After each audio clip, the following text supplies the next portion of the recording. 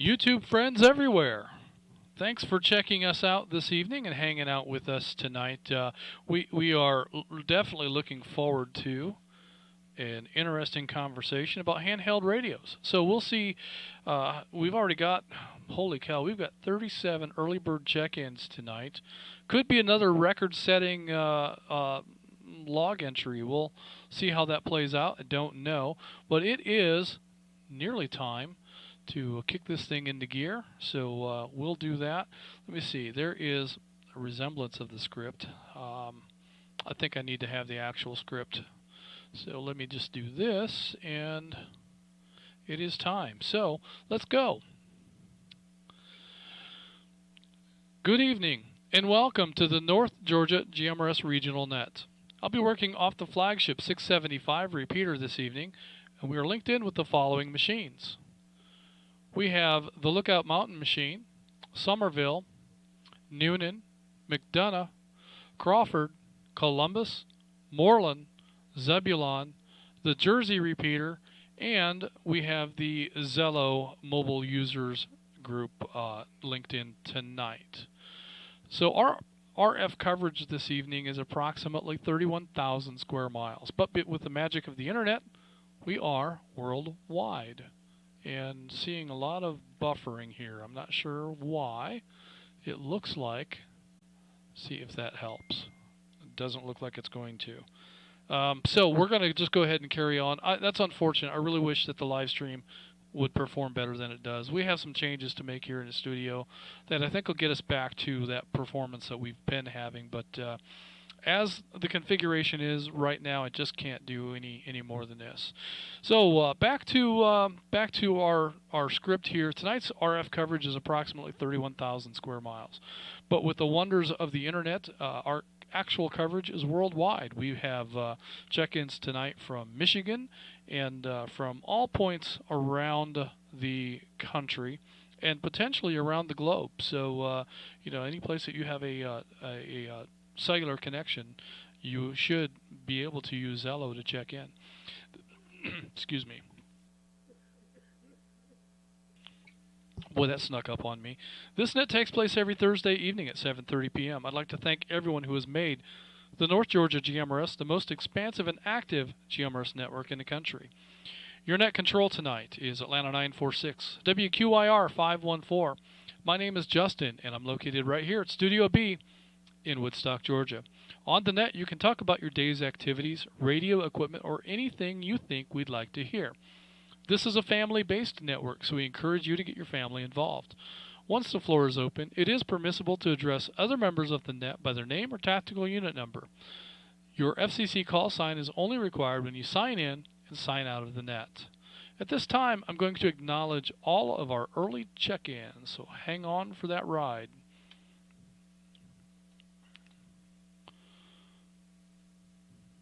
All right, we'll go through this fairly quickly. We have Atlanta 810, John in Dawsonville. We have Chattanooga 58, Bill in Chattanooga. We have 738, Carl in Ackworth, in and out tonight. We have Atlanta 69, Michael in Atlanta. We have is in tonight. We have Atlanta 122, Maureen in Adairsville is in tonight. We have Atlanta 657, Sam in Canton is in tonight. Thank you all for checking in. We have McDonough 32, Lance in McDonough is in tonight.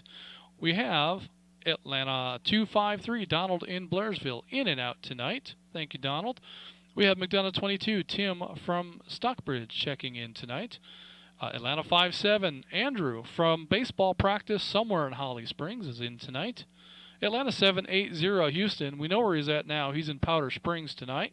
Thank you, Houston, for that check-in. Atlanta 180, Mike in Cherry Log. We'll be coming to you here shortly, Mike. Atlanta 417, William in Auburn is in and out. Atlanta 948, Gary in Woodstock is in and out. Atlanta 292, Derek in Rockmart is in and out. Atlanta 32, Chris is in Michigan tonight, in and out. Atlanta 841, Josh is in Alpharetta. Josh, looking forward to talking with you here in a little while, as well as Atlanta 750, Jeff in Waleska. We have Atlanta 313, Jason in Rome, in and out. We have Atlanta 700. Ricardo in Lawrenceville is also in and out. Thank you, Jason and Ricardo, for monitoring tonight. It's great to have you along. Atlanta 555. Dave in Marietta is in tonight. Atlanta 403. Bobby in White County monitoring my YouTube live stream this evening. That looks like it's all locked up. He says the audio is good. I don't know that I trust that. I think if you need an audio stream, you should go to our webpage and pick that stream for tonight. Atlanta 800. Chad in Adairsville is checked in tonight. Great to have you along. Atlanta 721. David in Southwest Paulding is checked in tonight. We have Atlanta 739. Glenn in Canton in and out. We have Chattanooga 69. Ronnie on the Lookout Mountain Machine in and out. We have Atlanta 138. Robert in Auburn in and out at band practice. We have Atlanta 756. Russell in Marietta. Thanks, Russell, for checking in. And Atlanta 531. Brandon in northern Forsyth County, both in tonight. We have another Russell. Atlanta 293 from Buford is in and out. And then we have Atlanta 253. Shad in Emerson. Atlanta 312. Stacy in Emerson. We have Chattanooga 100. Bob in Ringgold. Chattanooga 101. Tammy in Ringgold. Atlanta 299, Steve in Roswell, and Atlanta 671, John in Ball Ground are all checked in this evening. So that is our early bird check-in list. Let me break.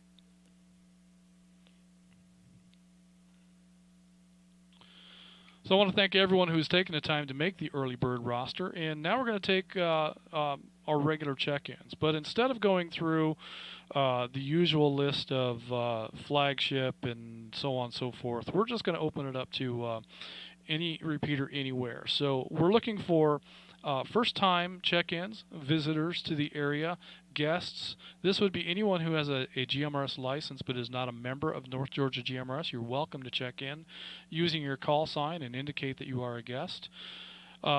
And any youth members, so anyone 18 and under, this is a great opportunity to check in to the North Georgia GMRS net, as well as anyone from any repeater anywhere. Please call Net Control now.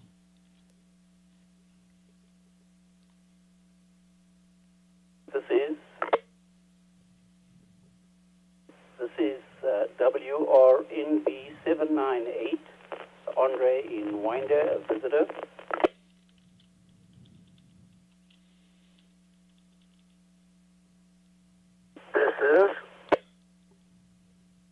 This is Atlanta 420, WRFS 771, William in Roswell. I'll be checking in and checking out, but we'll be monitoring, and it sounds like you got a full table tonight there, Justin.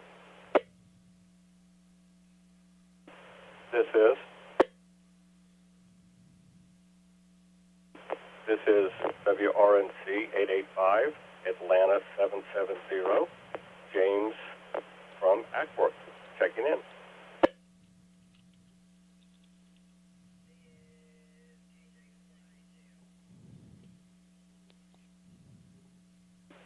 WRNN 790, John Griffin, in and out.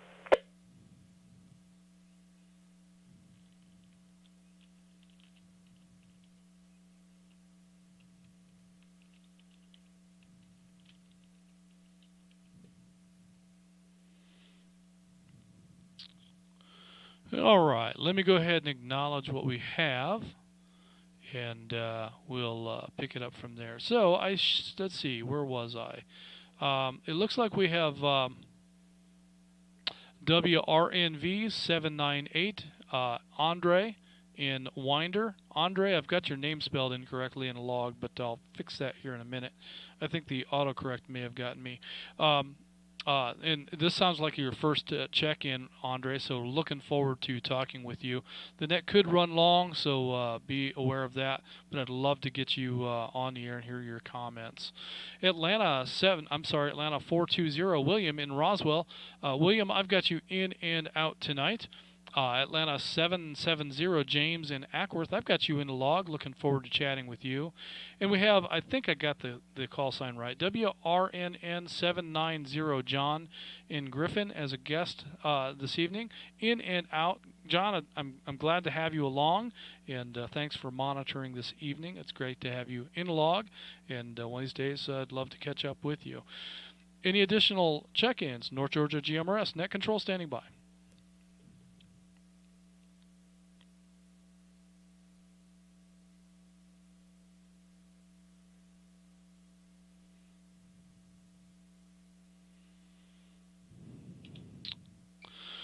All right, well, we'll go ahead and take what we've got. We've got a really nice collection of check-ins so far, so no complaints there at all. But let's go ahead and kick things into gear. So over the last couple of weeks, we've talked about base radio stations. We've talked about mobile radio stations. This week, we'll talk about handheld, HTs, handy-talkies, whatever, walkie-talkies, whatever phrase you want to use. Portables is what we call them on the railroad. So, whatever terminology fits your application for a handheld radio will be the topic for discussion this evening. So basically the question I'm going to ask is, how do you use your handheld radio, and what radio do you have? So you put some thought into that as we go. But what I want to do is, because we have such a tough time sometimes hearing Atlanta 180 Mike in Cherry Log, I'm going to go ahead and push Mike up to the front of the line, and we're going to talk with him first. Mike, can you answer the questions? What HTs do you use, and how do you use them?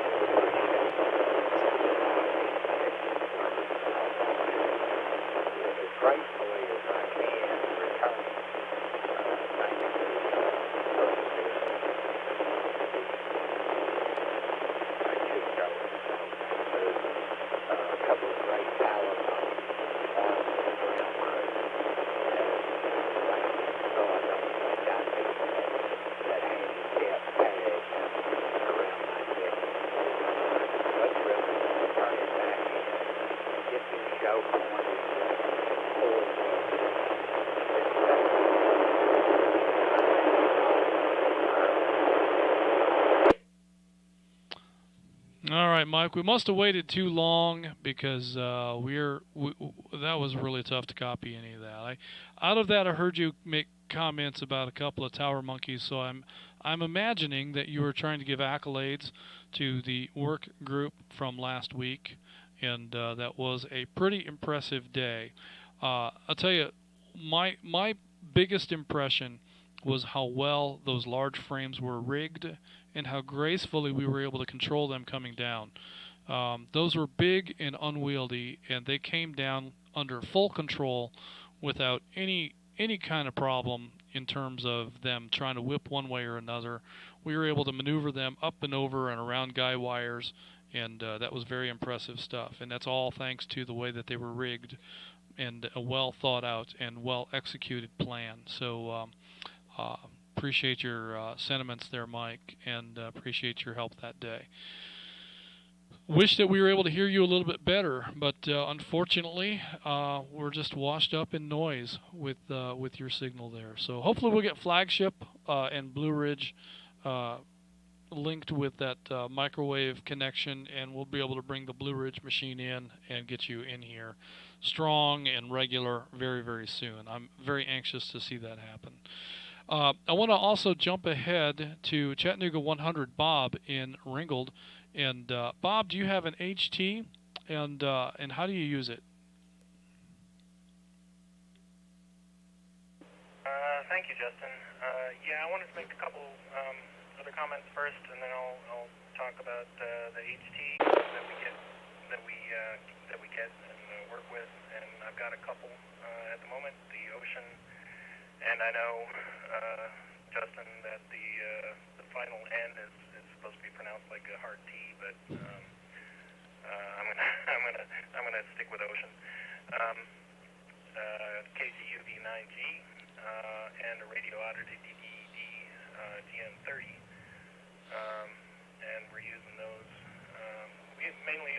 the house and in the cars.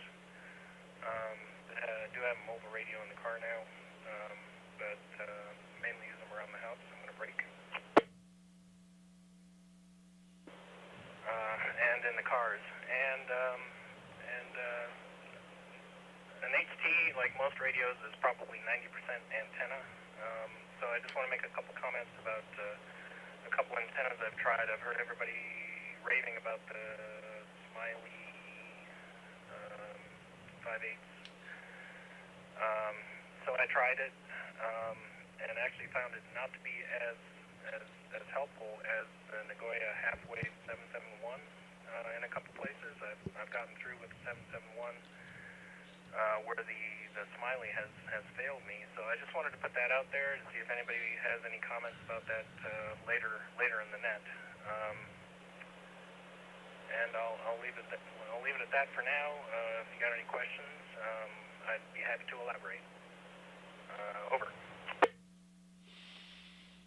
All right, Bob. Well, great comments, and yes, I've had fairly good success with the Nagoya antenna. I've never tried the Smiley, so I can't say that it's good or bad or ugly or pretty, or I can't make the comparison. But I'm pretty happy with the Nagoya antennas that I've used. Would probably make that purchase again if I was looking for something other than the rubber duck on a radio. Yeah, so that's good stuff. And yeah, you're right. A lot of us start off with HTs, and a lot of us start off with very inexpensive HTs. There's some wonderful radios out there now. Thinking real hard about grabbing one of those Radiodity radios. As soon as I can figure out how to sneak one past 947, because if she sees me bring another radio into the house, she's going to beat me. But in any case, thinking real hard about that. Maybe I'll have it delivered to Atlanta 948's house and see if I can sneak it into the inventory from there. We'll see what happens. She might be listening, and I might already be in trouble. So that could be happening too. But good stuff, Bob. Great to have you in here. I want to try to grab Chattanooga 101 Tammy, also in Ringgold, and see if Tammy has any comments. But before we do that, I just want to say welcome to the network, Tammy. And it's great to have you in here, and I hope that we can hold your interest.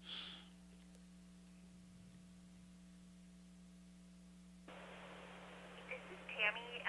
Bob stuck me into his hobby about 2 weeks ago, so I'm really new to all of this, but I'm enjoying it so far. I haven't used it very often other than just to try reaching Bob where he is from different places where I am. But maybe a silly use of my radio has been if I'm on the phone and Bob needs to get in touch with me, I don't have to hang up with the other person to answer him and continue my conversation with the person I was talking to in the first place. Oh yeah, that is a good alternative use for the radio. Is just a secondary way to be able to make a quick comms, because typically radio communications can be handled very, very quickly, and put a person on hold or mute the phone or what have you, and go ahead and make that radio transaction. So that's great stuff. That's a great idea.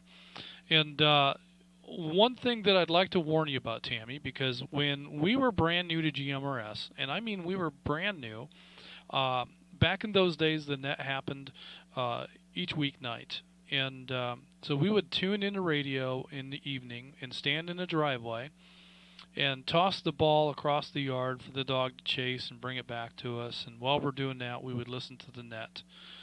And after a couple of weeks of that, my wife, 947, came on the air and checked in, and she asked the net controller, "So how do I get your job?" And we've been net controllers ever since. So I'd love for you guys to join in at that level, and if the interest is there, and would definitely love to have some additional net controllers in the group. But if it's not there, that's okay. It's great to have you in here nonetheless. This is a family-based network, and we love having family members chime in on the air. So thank you, Tammy, and we'll let you get back to your evening, and we'll go ahead and move on up to the top of the list. Thank you, John Atlanta 810, for indulging me while I cheat the list a little bit. I wanted to catch Tammy before she snuck off to bed. Atlanta 810, what do you have for HT radios and how do you use them? Yeah, this is Atlanta 810. Actually, that worked out perfect. I stepped out of the Jeep for a few minutes, had to make a quick pit stop, and had noticed when I came back that you were calling other stations, so I thought I had been missed, but I appreciate the skipping around. That actually worked good for me. So I got into GMRS a few months back, and as mentioned earlier, got in with a handy talkie to start with. We had used, as part of a Jeep club, we had used Baofeng walkie-talkies, FRS radios, and so the Baofeng name was familiar to me. I had already programmed the walkie-talkies, had the cable and chirp software understood, and so naturally I went with the Baofeng GMRS radio, which is the UV5X. They just recently, I guess, quit selling or using the 5R for GMRS frequencies, FCC compliance purposes, but the UV5X is GMRS only, and it seems to do the job pretty well. It gets out in most locations that I have been in. One of the challenges I had right up front was with the antenna. The rubber duck that comes on top of the thing, for some reason could get out in unique spots, but could not get out from my house, which is in Dawsonville. Let me break. So I quickly went and bought the Nagoya 771 antenna based on some feedback, and installed it. Was able to get out with no problem anywhere in my home. But then the challenge I found was the length of that 771 antenna on the handy talkie was a little bit big to tote around in the little Jeep that I drive. It was unwieldy. So I found Smiley and bought the Super Stick antenna, and haven't turned back. I installed the Super Stick antenna on both of my Baofeng radios before I bought the mobile unit that I'm using in the Jeep now. But Baofeng has done me well so far, and I look forward to purchasing other ones in the future.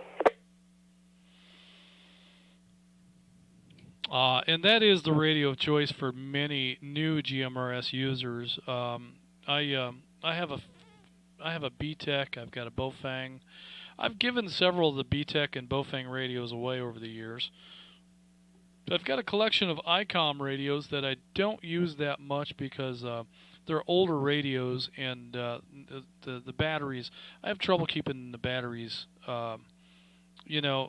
with the older battery technology. If you don't use a radio regularly, like daily, and you just let it sit in a charger, of course it'll cook the battery, and then you've got a useless battery. But if you don't keep the battery maintained, the battery will self-discharge over time, and so then again you've got a useless battery. So because of the infrequent nature of my HT use, I have a collection of useless ICOM radios that I think I've ruined the batteries on probably all of them. So that's unfortunate, but the BTEC radio that I have has a modern battery that doesn't seem to suffer from that. It can sit in a drawer for weeks, and I can turn it on, and it's got a good battery. Or I can leave it sit on a charging stand for weeks and turn it on, and it seems to have a good battery. So that's one of the things that I like about these inexpensive radios, is that they, in terms of how I use them, they outperform some of the better radios with a lesser battery. So something to keep in mind. I'm looking forward to the Radioddity because I think that's going to offer a new twist in terms of getting away from the BTEC and the BTEC the love-hate fan club there. Just like to have something different in my hand, something between a BTEC and an ICOM. Would love to get my hands on a couple of Kenwood portables, but I just haven't I haven't come across the right deal at the right time with the right amount of cash in my pocket. So one of these days that'll happen, but um, it it just hasn't yet. But good stuff, John. And yeah, I hear you with the smiley antenna. I have no experience with them, but I've heard plenty of people speak very highly of them. So something to keep in mind. Next on my list, I have Chattanooga 5.8. Bill, the Rocket Man, enjoyed very much the Inspiration 4 launch yesterday, Bill. Bill, tell me, do you have any HTs that you use, and how do you use them, and what are they?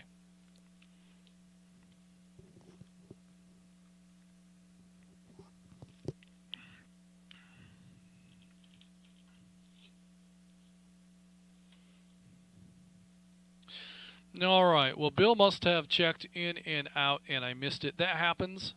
Happens kind of a lot, seems like, but that's okay. So with that, we're just going to go ahead and move right on and not lose too much time over this. So next on my list is Atlanta 738. Carl in Ackworth. Carl was in and out with us this evening, but Carl, I appreciate you monitoring and hanging out with us. It's great to have you along. Next on my list is Atlanta 69. Michael in Atlanta. Michael, what do you have for HTs, and tell me how do you use them?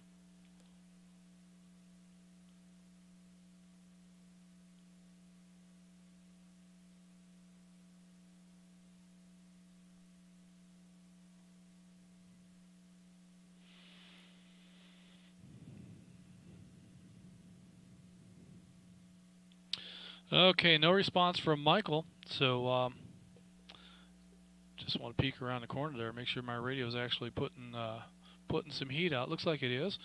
No response from Michael, so we're going to mark him as in and out. We're going to move on to Atlanta 122, Maureen in Adairsville. Maureen, can you tell us about the HTs that you have, and how do you use them? Hey, Justin. Good evening, everybody. Yeah, I actually started out with a Baofeng BF F8 HP and a BTEC UV5X3.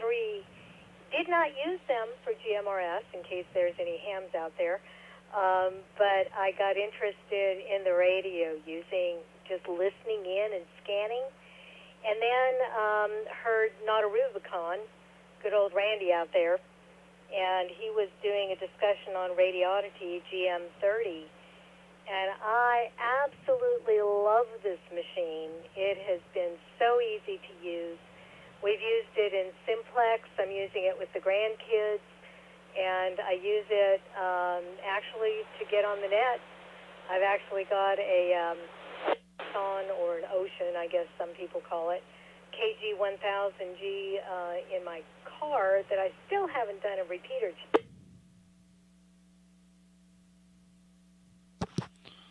Oh, you might have timed out, Maureen. We heard that you've got the Ocean radio, and but tell me more about that. Sorry about that. Yeah, I got a KG1000G in the car. Have not done a repeater check on that.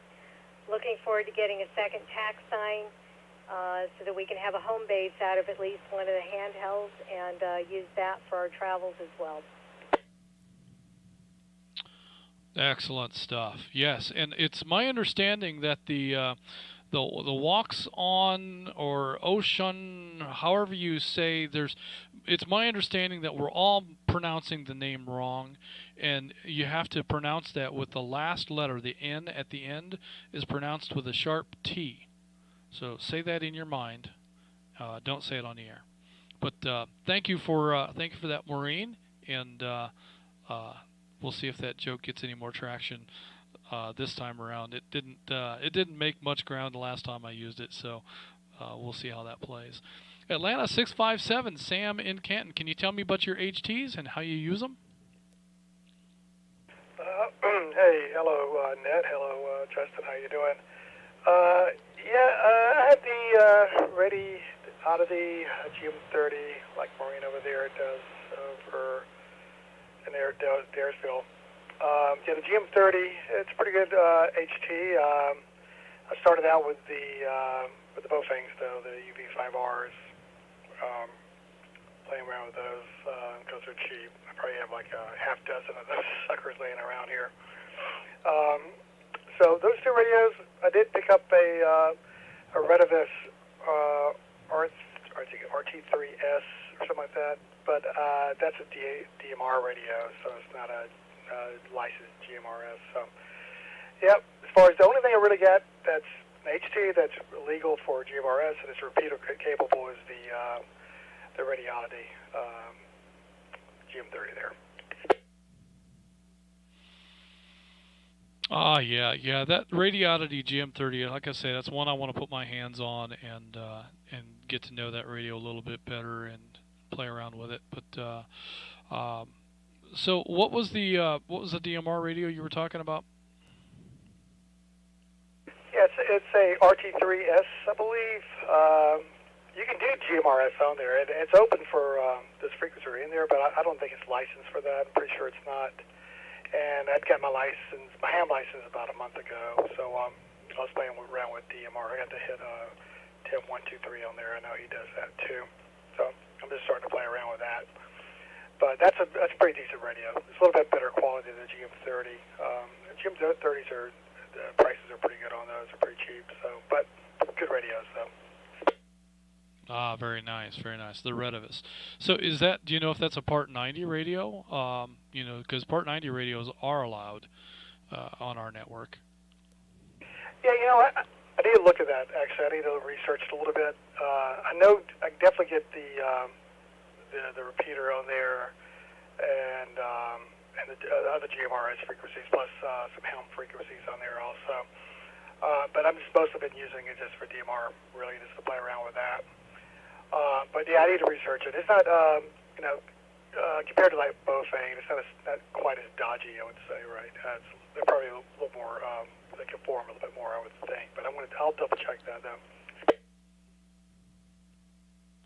Yeah, definitely look into that. I don't know whether it is or isn't, but it's not hard to find out. So definitely look into that. Well, good stuff, Sam. Great talking with you tonight. I'm going to go ahead and move this thing right along to McDonough 32, Lance in McDonough. Lance, do you have any HT radios that you use, and how do you use them?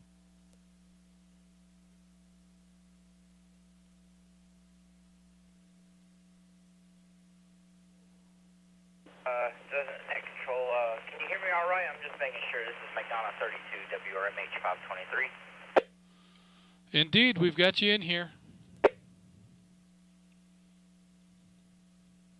Yeah, as far as good old handed talkies, as I know last week I said I was on my the KG UB9G, but I also have two BTECs, and I have one ham radio that I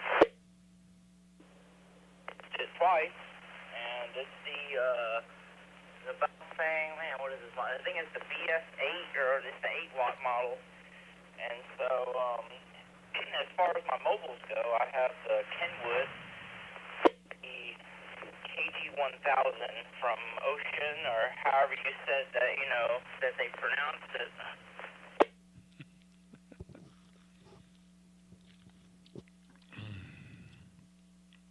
Oh, yes. That's my understanding anyway, that we're all pronouncing it incorrectly, but you pronounce it whatever way you like. I think we all know what the radio is when you talk about it, so that's the main thing.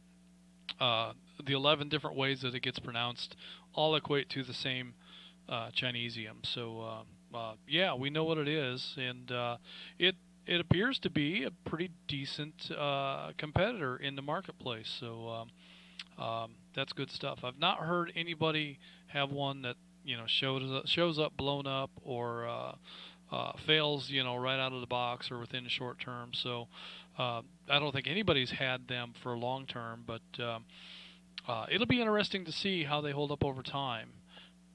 When it comes to value for the dollar, you can't beat these Bofang radios.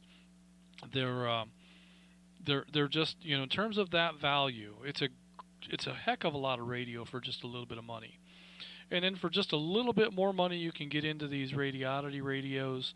And it seems like you step up a bit in quality. I mean, I just like the way that that radio feels in your hand versus the BTEC and the Baofangs. But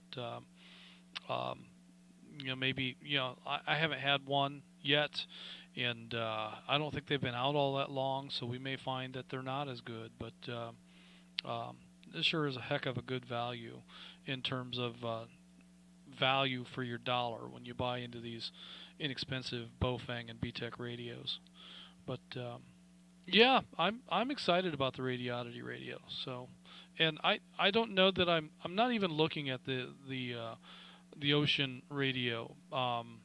It just doesn't interest me. I think for the price you can buy. Before I would pay that kind of money for a radio, and I don't even know what their HTs cost, but their mobile radio. Before I'd spend that kind of money for a mobile, I'd buy a used Kenwood. So because of their price point on the used radio, it's just not even something I would consider. And I don't, like I said, I don't even know where they're at on their handhelds. So, but lots of people are picking them up, and they seem like they're doing a pretty good job. So good stuff, Lance. Good to have you in here tonight. Look forward to catching up with you again very soon. Next on my list is Atlanta 253, Donald in Blairsville. Donald is in and out, but I want to say thanks for monitoring tonight, Donald. Great to know you're out there. And that brings me next to our other McDonough check-in, number 22, Tim in Stockbridge. Tim, tell me about your mobile radios, your HT radios, I mean, and how do you use them?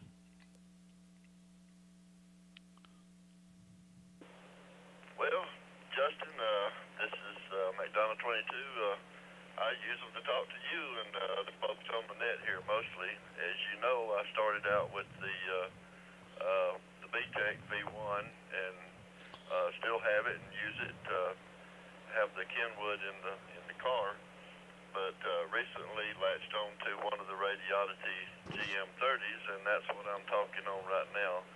And I think you will like it when you get one. I agree. It has a better feel in your hand than the BTEC does. I haven't really found anything that I don't like about the radio. I've gotten some pretty good reports on how I sound on it, and I like the way it feels. I did have to order an extra battery because, I did with the BTEC too, because you charge it on a cord with a USB-C plug like you would a cell phone there. But it's a doggone good little radio, and even a lower price than the BTEC, which I didn't think was possible. I don't know how they do it, but and it's a solid little well-made radio, and I'm very pleased with it. Well, that's interesting. Let me ask you: Can you charge the battery off of the radio, or does the battery have to be attached to the radio for charging? No, you can pop the battery off. You can charge your spare battery, while you're using the handheld itself. So the plug-in for charging the battery is on the battery itself, whether it's on the radio or whether it's removed from the radio. And the other thing, which I didn't quite know for sure if it worked or not, but unlike BTEC, which the V1, you have the 8 repeater channels, and that's all you get. Well, with the Radiodity, you get 3 more banks of 8 DIY channels, is what they call them. And so you can wind up with 4 banks of repeater radios, almost like you would have on a Kenwood or something, if you travel around a bit. Now, it's not a feature that I need because I don't travel much, but for somebody that does get around and go to other areas with other repeaters, you can program your banks in. If you're going to Alabama, you can have your Alabama repeaters in there, or Texas, or whatever you want, whichever way you're going. So that's a pretty handy feature, and for a cheaper radio, that's pretty amazing. It also really has everything else that the B1 has on it too: the FM radio, the flashlight, weather channel, all that good stuff, and very easy to program. If you can program a V1, you can program the Radiodity. I didn't even have to look at the book to put the PL tones in it when I took it out of the box there. So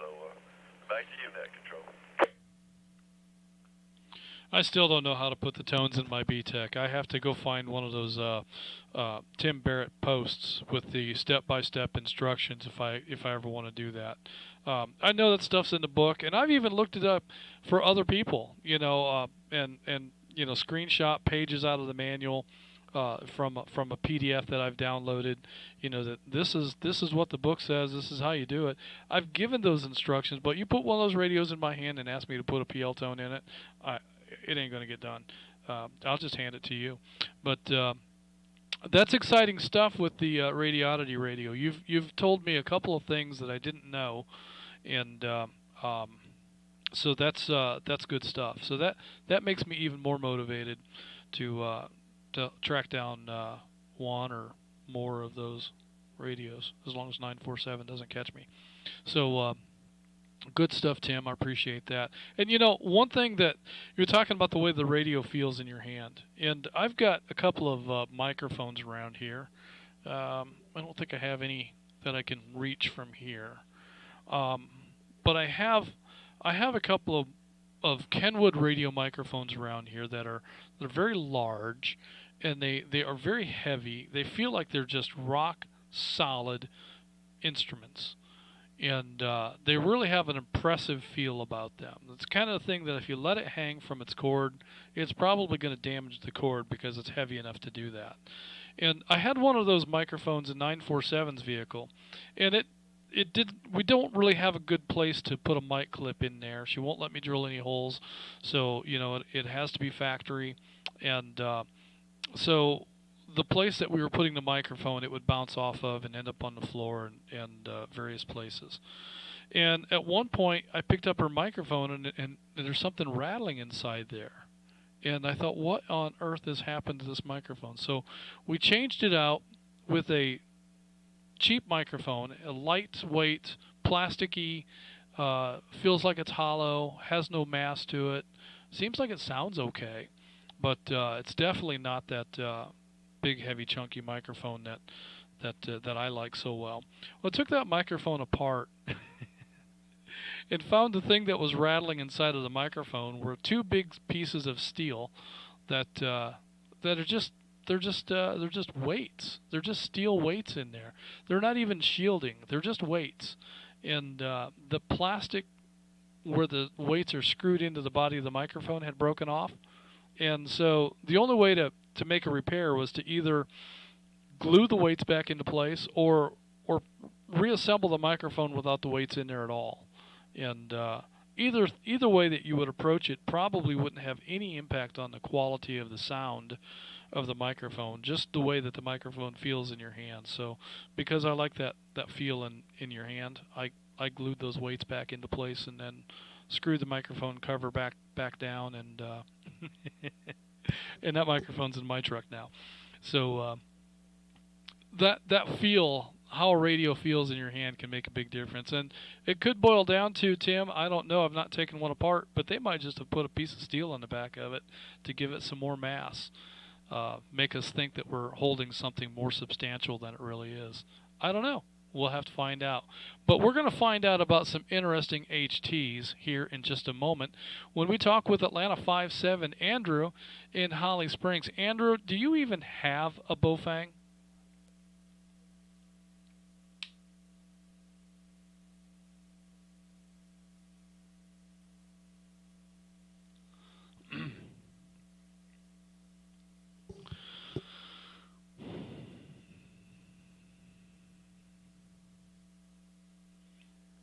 Atlanta 5-7, are you hanging out there with us, or is it too noisy there for the baseball game?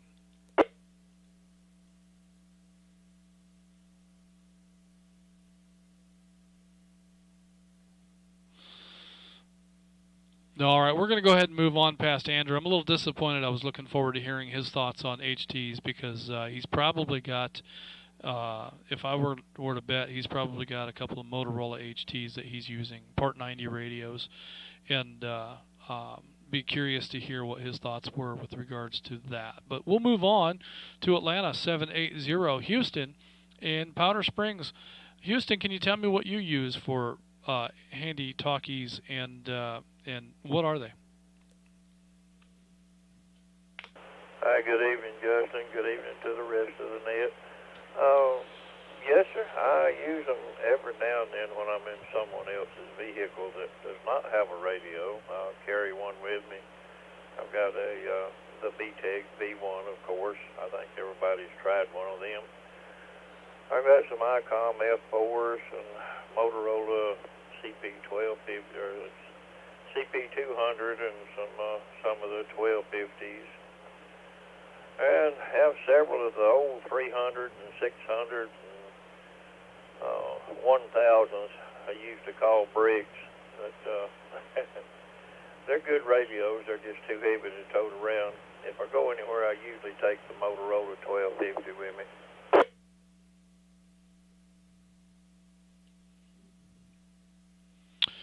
Very good. And so the 1250 is, that's a Motorola? Yes, sir. It's Motorola. I believe this one is a 16 channel. Of course, we don't need all those channels, but I think we've got all the repeaters into it just in case I get out of the area and need one of the other repeaters that we talk on. Oh yeah, and that's a standard code plug, that I use. I have all of the North Georgia GMRS repeaters programmed into my radios, and then any radios that are in areas that I travel to frequently. There's nothing in Indiana, nothing. Well, there's a handful of repeaters that are showing up in the Indianapolis area, but where I'm at in Allen County, Indiana, there's nothing up there. And what's interesting to me is that would be a great place, I would think, for a GMRS network to exist, because it's very, very flat. The terrain is super, super flat, and the highest things that you'll find as you drive around in that terrain are grain elevators. And there's grain elevators every couple of miles. Every farm's got one, and so they've got 100 feet or 75 feet of grain elevator every few miles. If they put repeaters on just a handful of those elevators, they would have excellent coverage and could build a linked network, I would think, very easily. It'd be a great way for farmers to be able to stay in communications with equipment in various fields and during various operations. However, there's also excellent cell coverage in that area, and it'd probably be tough to talk any of them into investing in an alternative communications platform, especially if their farm hands all have to have a license. So, but I think that would be a great place to deploy a network. If I lived there, I would consider it, but I don't, so I just think about it. But that's great, Houston. So you've got a mix of everything. You've got the Baofangs, and you've got the BTEC, and you've got the commercial Part 90 radios as well, and good stuff. All right, well, with that, I'm going to go ahead and move on. We've already spoken with Atlanta 180 Mike in Cherry Log. Wish we could have got a better copy on you, Mike, but we'll just have to see how it plays next time. And that brings me next to Atlanta 417 William in Auburn is in and out. Atlanta 948 Gary in Woodstock is in and out. Atlanta 292 Derek in Rockmart is in and out. And Atlanta 32 Chris in Michigan is in and out. Thank you, gentlemen, all of you, for checking in and monitoring the North Georgia GMRS network tonight. And that brings me next to Atlanta 841 Josh in Alpharetta. Josh, can you tell me what you have for HTs and how you use them?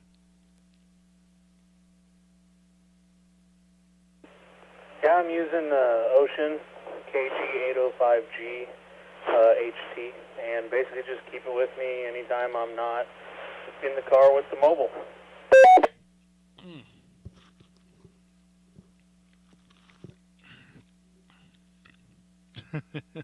Holy cow, that I don't know if you know that or not, but there was a Roger beep that came in on the end of that and just about blew the headphones right off my head. So, but are you pretty happy with that Ocean radio then? Yeah, it's been a pretty good unit. Nice and clear. I mean, receive audio is very clear. seems to have a pretty decent transmit range. I mean, I don't think I've had any issues holding the repeater. So it seems to be doing pretty good. I mean, my dad has the same unit, and he's got a Nagoya antenna and hit the repeater on Oglethorpe almost 32 miles with the HT. So I mean, it seems to do really good. I'm pretty impressed with it.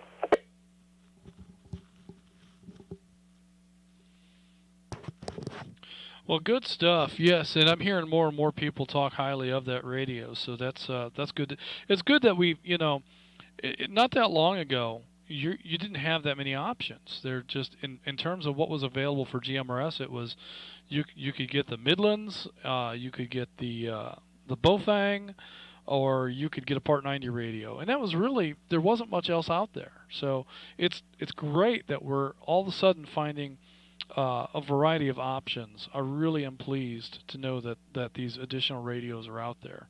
So good stuff. And with these new radios, I'm not hearing people complain about them. So that's also a good thing. People that have them seem to really enjoy them and appreciate their performance. So great stuff. That's what it's all about. So. All right, Josh. Well, thank you for that, and that's going to move me next to Atlanta 750, Jeff in Waleska. Jeff, what do you use for HTs, and how do you use them? Well, Justin, I can't really get into any of the repeaters with HTs, but just the cheap little blister pack ones, we use them around the property here, and when we're out in the woods and stuff like that, just on Simplex to the base station here, but any kind of HT is just not really going to work for me at my location.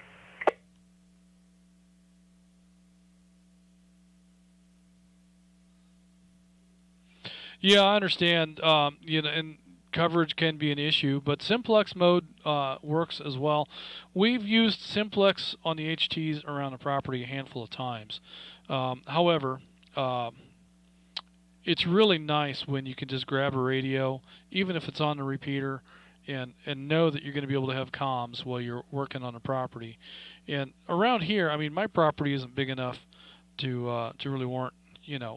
We can work without a radio and just walk up to the house and say, hey, can you come out and give me a hand, or things like that. But there have been times when maneuvering a vehicle in a tight space, or things of that nature, it's been nice to have an HT that you can simplex to the vehicle and be able to very accurately communicate what you need from the driver. And 947 is very, very handy when it comes to doing farm-like tasks with the vehicle. So she's a very capable and competent driver in terms of being able to maneuver in tight spaces and things like that.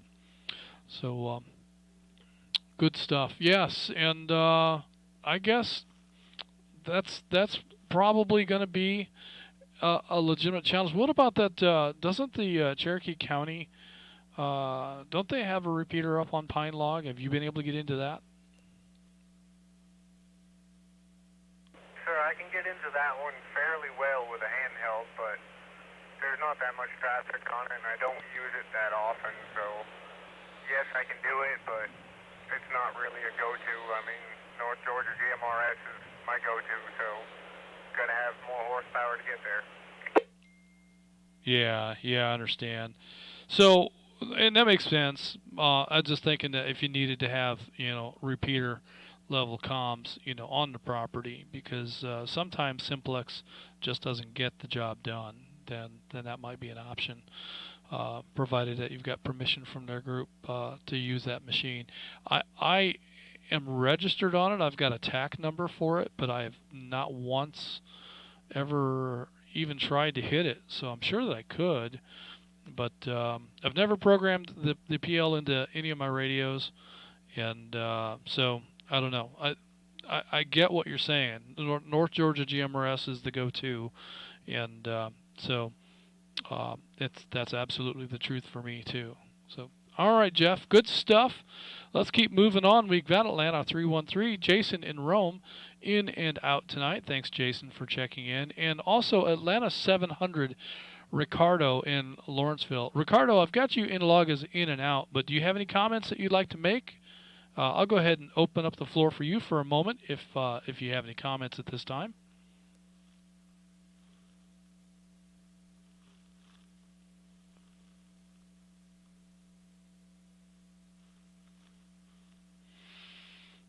All right, hearing nothing, I'm going to assume that Ricardo is content with his in and out, and we'll let it go at that. Next on my list is Atlanta 555. Dave in Marietta. Dave, do you have, well, I know that you have an HT because that's what you checked in with. How do you use your HTs, and what are they?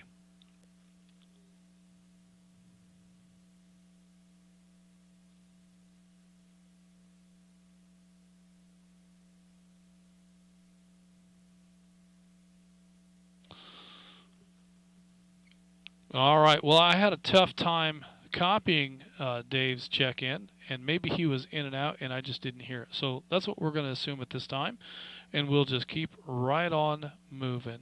Next on my list is Atlanta 403. Bobby in White County. It looks like maybe the stream has improved. It's hard to tell for sure. I don't know why it. I don't know what's different between then and now, but it sure seems odd to me that it picked up and seems to be running correctly at this time. So I don't get it, but because nothing's changed. But here we are. So Bobby is in and out tonight, as he often is. He's my watchdog to let me know how the stream is performing, and if it should happen to lock up like it sometimes does, he'll let me know, and we can get it restarted pretty quickly. Next on my list is Atlanta 800, Chad in Adairsville. I did get your caps lock name correction in there, Chad, so the OCD buttons are unpressed at this time, and it's all good to go. But Chad in Adairsville, do you have an HT, and how do you use it? Good evening, Justin. Good to talk to you. I started off with Midland bubble packs here around the house. Use them around the hunting property, and I got a base station set up here at the house to talk from the house over to the hunting property, and got a postcard, and now have dove off into the amateur side. Went and got my general license last week, and now in the process of just setting up a real shack here. Those confounded postcards. It cost me 35 cents to mail that postcard out, but you've spent a considerable amount since then, haven't you? Absolutely. Working on setting up a Kenwood Sky Command system. I'm new in the amateur side. I grew up in my mom and dad are both amateurs. I've been around it all my life and just kind of put it off. And once I got started in the GMRS, I decided to go ahead and take the dive, and now I'm diving in deep, trying to learn as I go. Very cool stuff. Very cool to have a family with the radio background. And I'm curious, what did Mom and Dad think when you told them about GMRS? Just radio in general got them excited. Both of them have been, I would say, retired from radio altogether since maybe mid-'90s. And I mentioned something about the radio, and then once I mentioned the amateur side, it really lit them both up. And Pop's got an old mobile 2-meter that he's trying to get repaired now, so he can jump on the 2-meter side and chat with me. Very cool. Yes, I wish I could get my dad interested to some degree, but he's just not. He's used a radio in his career all of his life, and he doesn't really care to use one now. But yes, fun stuff to be able to have a family involved. And with Bob and Tammy, that was one thing that I really enjoy a lot is having Atlanta 947 as a competent and capable radio user. She's a natural on the air, and so is Tammy. It sounds great to have her in here. Wish we could get her on the net again on a regular basis. I think it'll happen eventually, but we've got some big changes coming up in life, and so it might actually move her a little farther away from the radio in the near future. So we'll see what all of that comes as it comes, and we'll talk more about that later. But exciting stuff on the horizon here in the household. So good stuff. Let's see, where am I at? I lost my place. I've got this little checkbox thing that I can do to keep my place, and I don't do it, so it's my own fault. All right. And that's cool that you can talk to the hunting property from the house. I love that's an option, that you can keep that line of communication open. And so even when you're not at the hunting property, you can keep track of who's there and what's going on. And when you are there, you can stay in touch with the family. So good stuff. All right, Chad, I'm going to go ahead and move on now to Atlanta 721. David in Southwest Paulding. David, you carry an HT with you all day long. What is that, and how do you use it? Good evening, Justin. Good evening to everyone on the net. Yes, sir. I carry a Kenwood TK380. I picked one up from Craig 442, and he's got a program code that works. It's amazing. I think there's 16 banks of channels and like 22 channels per bank. It's got all of North Georgia frequencies in here, FRS. It's got all kind of good stuff in there, including all local repeaters. But yeah, I carry one on me pretty much all day. And I went to the commercial radios because I was carrying these little Baofeng UV5Rs, and I snapped two of them in half, having them in my back pocket or on the back and jumping a piece of equipment. And the extended batteries just popped right off. Oh my golly, I could imagine. Yeah, I suppose a holster or a belt clip would serve you well in that scenario. Even with the commercial radio, they don't take to that real well. They're also not great to take swimming. Although I have had my radios out and used them in some pretty heavy rain without any noticeable damage. But which can't be said for a cell phone unless you've got it in a case. Yeah, I hear you on the air throughout the day in various places and situations, and it's neat to have that opportunity to monitor throughout the day. It's one thing I'm going to miss when they have us come back into the office in December. I really enjoy being able to hear the network throughout the day, and I'm going to lose that ability here real soon. So I'm a little bit jealous of you, but cool stuff. All right, David. Well, I'm going to go ahead and move on to Atlanta 739. Glenn in Canton is in and out tonight, as well as Chattanooga 69 Ronnie on the Lookout Mountain machine in and out tonight. Atlanta 138 Robert is probably still at band practice. I think that generally goes until about 9. And Atlanta 756 Russell is in Marietta. Russell, can you tell me about any HTs that you have and how do you use them?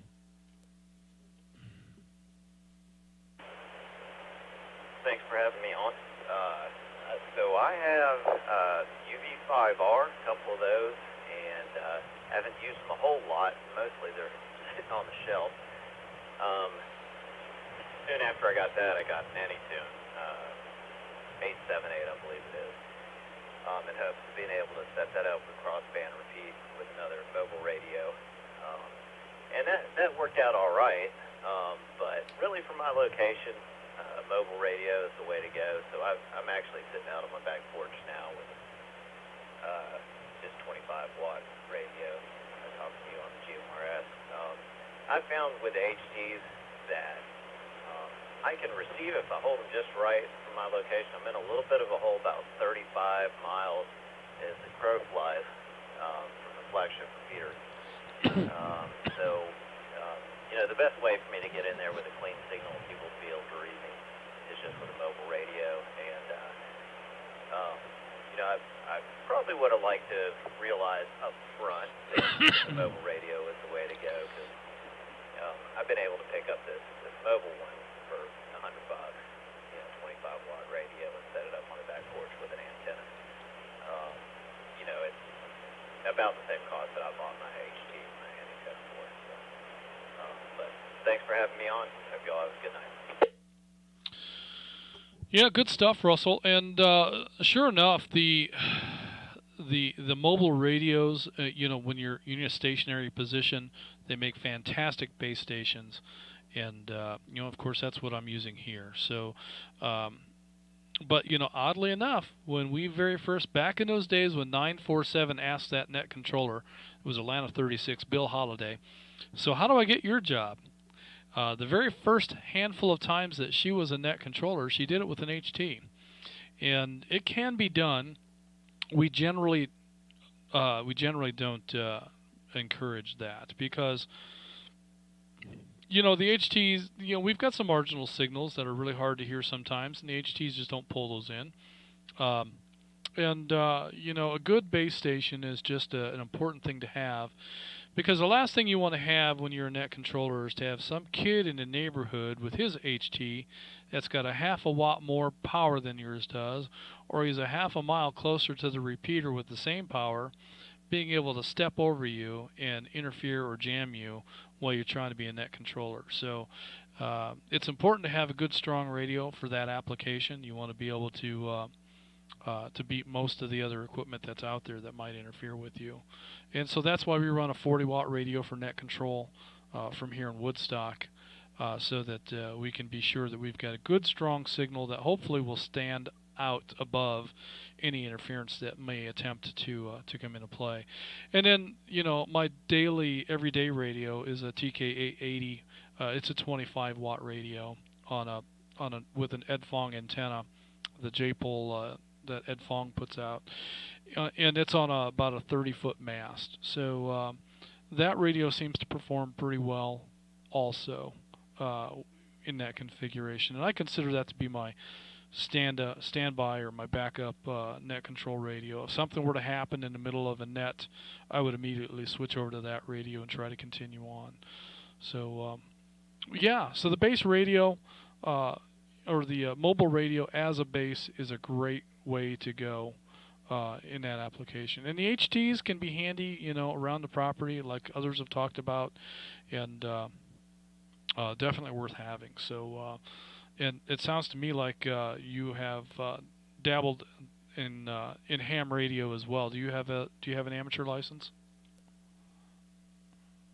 Yes, I do. That's correct. That's how I'm able to do the crossband repeat part. Right. Yeah. So you'll find plenty of application for those HTs, and definitely worth hanging on to. More tools and more options for scenarios that we haven't discovered yet. So good stuff. All right, Russell. Well, with that, I'm going to move on to Atlanta 531, Brandon in northern Forsyth County. Brandon, what do you have for HTs, and how do you use them?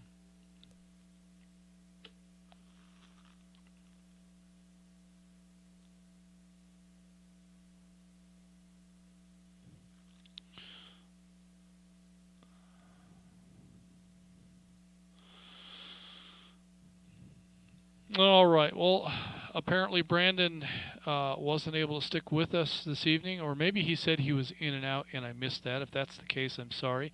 Brandon indicated he's a new user, and just want to say thanks for checking us out and for being a part of the North Georgia GMRS network. With that, I'm going to go ahead and move on to Atlanta 293, our other Russell, checking in and out from Buford. Thank you for that, Russell. And that brings me next to Atlanta 252, Shad in Emerson. Shad, you've got an HT laying around, don't you?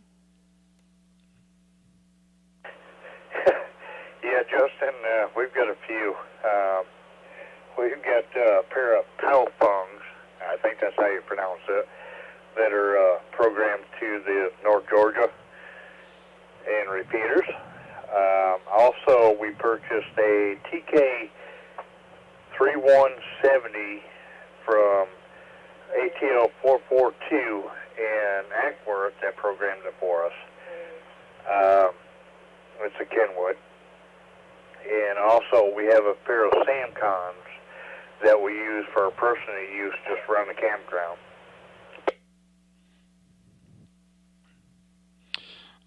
Very nice. So you've got a collection of radios, as most of us do, and it seems like that collection only grows.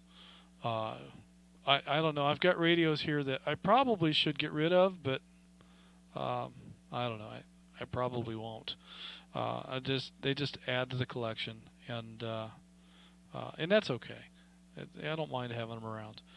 But yeah, that's and having small simplex radios for around the property and around the campsite and that sort of thing is definitely a worthwhile thing to do. And you can, when you get into those small handy talkies, you can get into other options. You can get away from the GMRS and the busy band and find yourself off in FRS land that may or may not be busy, but oftentimes you can find privacy codes or just vacant channels in FRS, and that's a nice option to have as well. Most of my radios, let's see, I'm trying to think. I don't think I have a radio. I don't think I can have a radio that I can turn down low enough to be able to legally use FRS.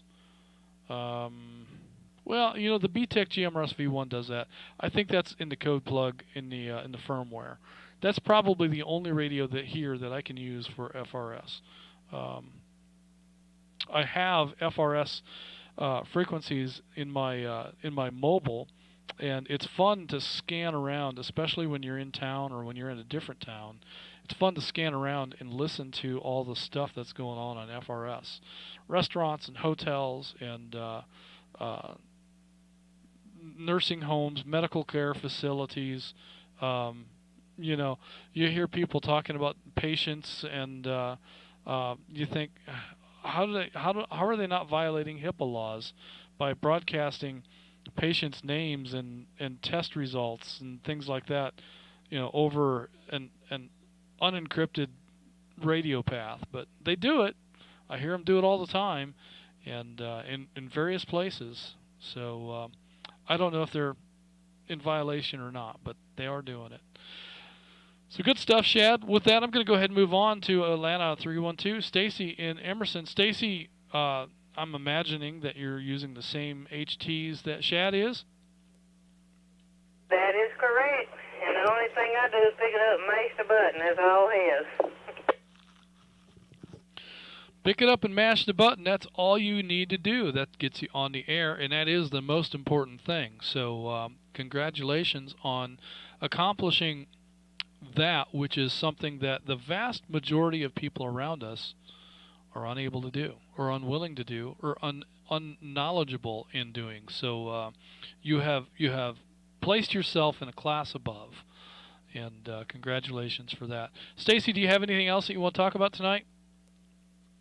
Well, he'll put it on, I guess, the lower channels, and some of the campgrounds will get to pick up the little kids talking, and it's hilarious with listening to that. But the merchandise, I got shirts in. I did get some black caps in. So I got a few caps if anybody wants to order one of them. And just other than that, and I will soon going up on shipping, because I didn't realize shipping was that much. Yeah, shipping can be a real challenge sometimes. And I don't know if you're able to use like the flat rate post office boxes, but I don't even know what those cost anymore. They're probably not cheap either. But shipping is a real challenge, which is why if we're going to have a gathering or an event, that would be a great way to coordinate delivering merchandise. So I don't know that we have anything on the books at this time, but anybody that is aware of a venue that could support the North Georgia GMRS gathering, it could be a park, it could be a restaurant, it could be anything. So movie theater, we could have a North Georgia GMRS movie night. You know what? There's a place that just opened up here in Woodstock. It's called the Blue Ghost, and it is an arcade bar. I've never been in one. I don't know what it costs. I don't know what the deal is, but it sounds to me like it would be a blast. And we could organize a North Georgia GMRS gathering there on some Friday or Saturday night, and we could all, just hang out and play video games and arcade games, and enjoy the atmosphere.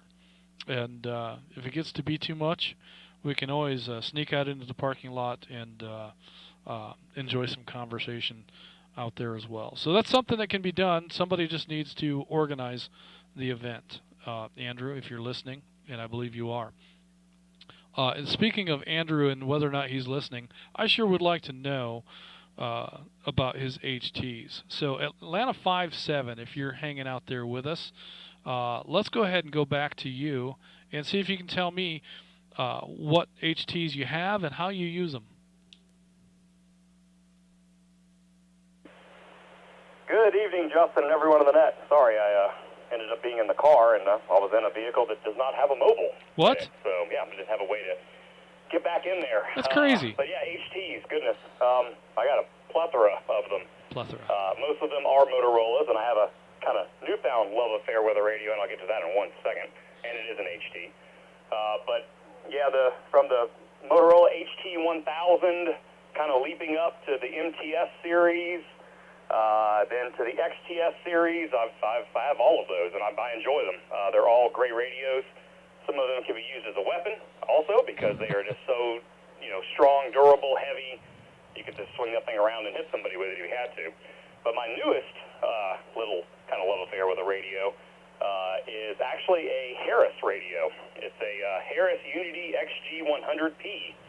It's obviously Part 90, commercial radio. And it's basically a tri-band radio. I had looked at a Motorola APX 8000, as I'm sure some of you have seen before, but it's worth as much of a car is, and I'm not going to spend that. So this one was actually a fraction of the price, and of course it'll cover 2-meter band, the 70-centimeter band, Gmrs, and then some other monitoring capabilities as well. So I've actually got a very good, fond loving for this radio at this point, and I just got it about a month and a half ago. So, but that kind of briefly goes over HTs that I have. A very interesting and a bit eclectic collection of radios. High-performance commercial Part 90 radios. None of them are Bofang level radios, so the performance is going to be a bit better. Sensitivity on the receive is probably going to be markedly better. Rejection and things like that. All the expensive parts of building a radio are there, and all the things that get left out of these inexpensive radios. But there again, dollar for dollar, you just can't beat these radio oddities and these Bofang, the BTEC radios. You just can't beat them, especially for an entry-level radio getting started.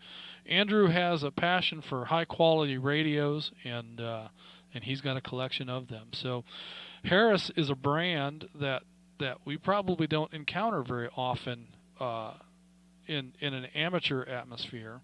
I'm familiar with Harris because we use a lot of Harris radios for our microwave network on the railroad, and we use a mix of radio brands in the locomotives, and many of those are Harris, but most of them are Motorola, and those locomotive radios are it's a huge thing. It's not like a mobile radio on your dash. These are 100-watt radios. That Kerchunk was me. I'm sorry. These are 100-watt radios on these locomotives, and they're built into a card cage. So you can, if you're doing diagnostics and repair on these locomotive radios, you can pull various cards out and swap them with replacement parts and get a radio back on the air pretty quickly, provided you have those parts. So I don't know how many of those radios are out there. PTC has kind of changed a lot of that.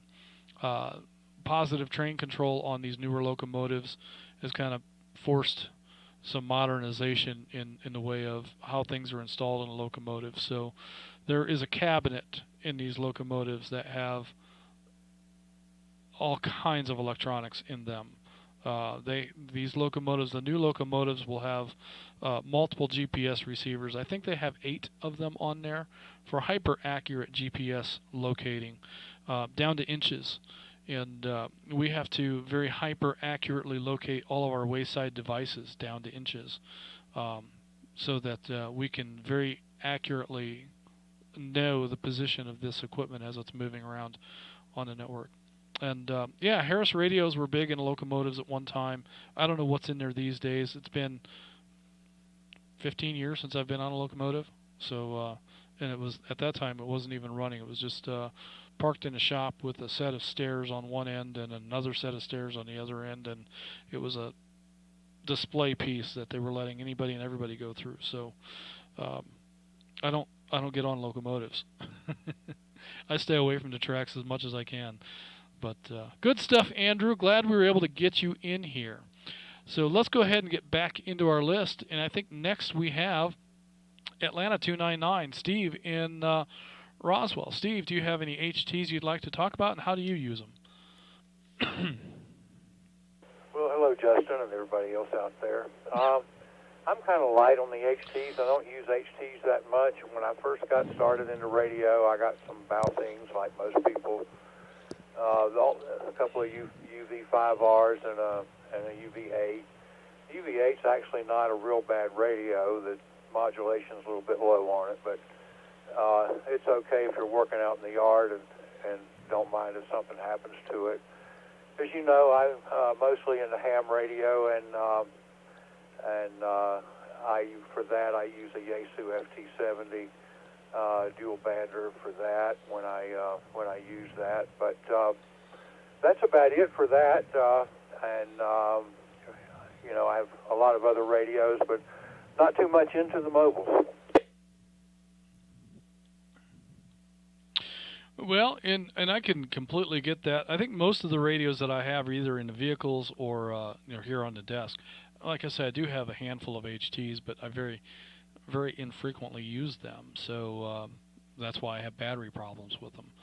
But it makes perfect sense. And yeah, I think everybody's got the Bofang or something roughly equivalent that they started off with. That seems like that's everybody's entry into the radio world. And there again, it's dollar for dollar. You just can't beat the value of these Bofang radios.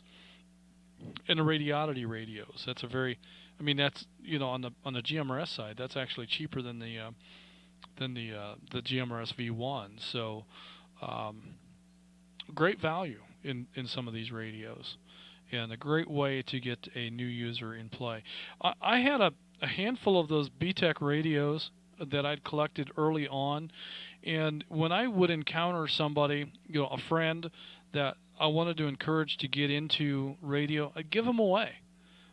So I've given a handful of those radios away over the years. I don't have any to give away anymore, but that's one thing, that an inexpensive radio can be a good tool for that sort of a thing, especially when you've outgrown that radio and moved on to a better radio. So good stuff, Steve. And tell me, let's see, we missed our opportunity for a test this month, didn't we? Next one's going to be, is it the second? Tell me when the next one is.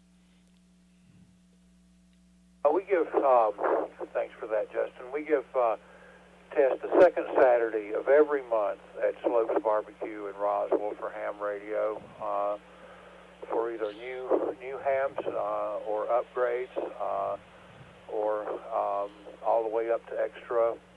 You can take whatever level you want to. You'll automatically be offered the next test, and if you pass the one that you have taken, and so if you want to take a test with us, you get a free membership to the North Fulton Amateur Radio League for a year. And check it out at nfarl.org, North Fulton Amateur Radio League.org, and let me break. And also, as you may or may not know, I'm a net controller for the North Fulton Amateur Radio League and do Tech Talk on Monday nights.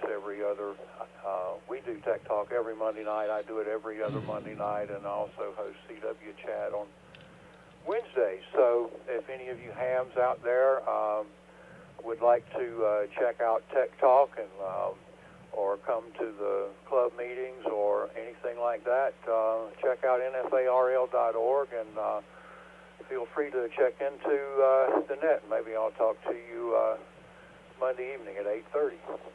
But you can find all the details at nfarl.org for Tech Talk and CW Chat and for taking tests to get your license.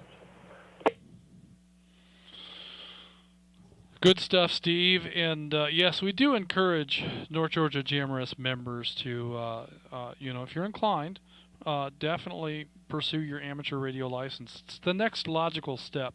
We often joke about GMRS radio being the gateway hobby into other radio habits. And it's a joke that's true. That's why it's funny, because so many of us step into GMRS radio and we want a little bit more. And we want to learn more, want greater depth, greater opportunity, et cetera, et cetera. One thing that that you'll find in amateur radio is it can be applied to so many other hobbies. If you're into fitness and exercise and you like to run foot races and 5Ks and 10Ks and things like that, a lot of times amateur radio operators and volunteers are engaged in those events to provide an auxiliary communications, so that if there's an emergency somewhere along the track, we can identify that location and get responders there quickly by having a number of amateurs located at key points along the course. If you're into astronomy, you can do amateur radio astronomy with cheap little no longer used Dish Network and what's the other one? Those little satellite dishes. There are ways to modify those radios so that you can use them for amateur radio astronomy. Also, there's just no end to the applications and the way that you can use radio and amateur radio in other various events that you might be interested or involved in. So there's just a great opportunity there. So definitely encourage people to do that. And if anyone is interested in checking out their next test session, just visit nfarl.org. Also, if you visit, I got to look it up to get it right. We have our own group. North Georgia GMRS is closely related with the Bill Gramillion Radio Club. And that club has a kind of an extension of a volunteer VE group that does testing. And so you can get information about that. That test happens down at the Heathkit Radio Shop in Noonan, Georgia. So if you're looking for an excuse to visit the Heathkit Radio Shop and visit with Gary and some of the hams that he associates with, go to ngvet.org and get some information there for the Laurel testing that happens there. I believe, Steve, am I correct? It's $15 for testing at the North Fulton Amateur Radio League. Yes, Justin, that's correct. It is $15, and I realize some places are giving it away or doing it for free. There are expenses involved, and sponsors will do that. There's a strange thing within the VE thing with ARRL, especially, that if you do it free for one person, you have to do it free for everybody for the next year. So the lowest price you charge is the charge you're stuck with for the next year, but you do get a free membership to the North Fulton Amateur Radio League for a year with that, and that's cheaper than the membership would be anyway. And I just cannot stress and tell people how much resources there are available in there. With all of the people that are in there, there's some just real geniuses. And it's been great for me, and I'd love for other people to become new hams like me and join and come along for the ride. And I'm up to 135 countries that I've contacted as of today, and the list keeps growing. It's just so much fun. It is a lot of fun. Atlanta 947 has 111 contacts in 47 different countries. She picked all of that up during some contesting and had a lot of fun doing it. Just a heck of a lot of fun. So she's got a great record right out of the gate and hasn't been behind a radio for a long time. But given the opportunity to do some contesting again, I think we would probably join on a team and do that. But yes, $15. And just like the Cherokee County Club over here in Woodstock, I believe they're also $15. And that $15 gets you a year membership with the organization, and that in and of itself is a huge value because, monthly meetings that you attend, basically what it is a little bit of club business and then a discussion about a topic of radio-related interest. And those discussion topics are varied and informative. There's an opportunity to get a depth and wealth of knowledge about a particular topic, and it's also a great opportunity to network, and this is the biggest thing. It's an opportunity to network with other radio enthusiasts and find people that can mentor you in the direction that you wish to go in amateur radio. So I can't emphasize the value of joining a club enough. That $15 is a massive value. And the other thing is if you want to participate in the North Georgia VET down at the Heathkit Radio Shop, there's no charge for that one. But there's no club either. You're not going to get a free membership like Steve's club does. So that $15 is definitely worth every penny when you consider all that it comes with. So there you go. I think we've spent enough time on amateur radio. Let's go back to the GMRS land. And let's see, there we are. Let's go back to GMRS land and talk about HT radios. And let's see, where am I at on my list? Looks like next on my list is Atlanta 671, John in Ball Ground. John, do you have an HT and how do you use it?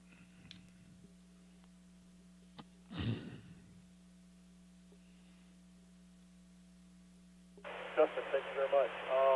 I do. I have a couple of Motorola blister pack units and a couple of GRs, and I have a couple of GMRS ones.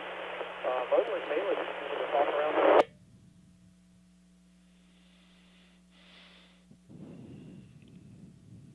I heard mainly just to talk around the property, and then you kind of dropped out there. Was there more than that? Pretty much, yeah. All right. Well, John, that's what they're all about. Just getting on the air. So, and if that's a useful a way that you use them on your property, like I say, we've done that here, and they're great for all kinds of outdoor activities, hunting and side by side and off-road stuff, and they're just a great tool for communication. So, good stuff, John. Glad to have you in here. With that, I'm going to go ahead and move on to WRNV 798, Andre in Winder. Andre is a guest, obviously, and we want to welcome Andre to the group. And Andre, do you have any HTs that you use, and how do you use them? Hey, Justin. Yeah, this is Andre. I don't have any GMRS HTs. I am a ham radio licensed, so I have a UV5R, UV82 Baofengs, and an ICOM 51. But enjoying the talks on HTs and probably maybe looking at getting one. Yeah, so you've started off as a ham and then you found your way over to GMRS. Most of us do it the other way around.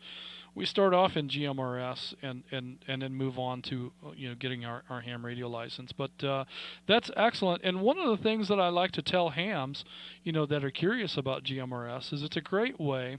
It's an excellent tool to use to get family members who either can't or won't pass the knowledge tests that are required for ham radio. So if you've got a spouse that you would like to get involved in radio and you think if you could just spark the interest that maybe it would get pursued a little bit further, GMRS is a great way to do that because you can get a license. It will cover her, and now she's a licensed radio user only on GMRS, but maybe with some of that exposure and some of that participation, that will spark an interest in pursuing an amateur radio license. So we often refer to GMRS radio as being a gateway hobby to other radio habits, and it can be a powerful tool in that mode.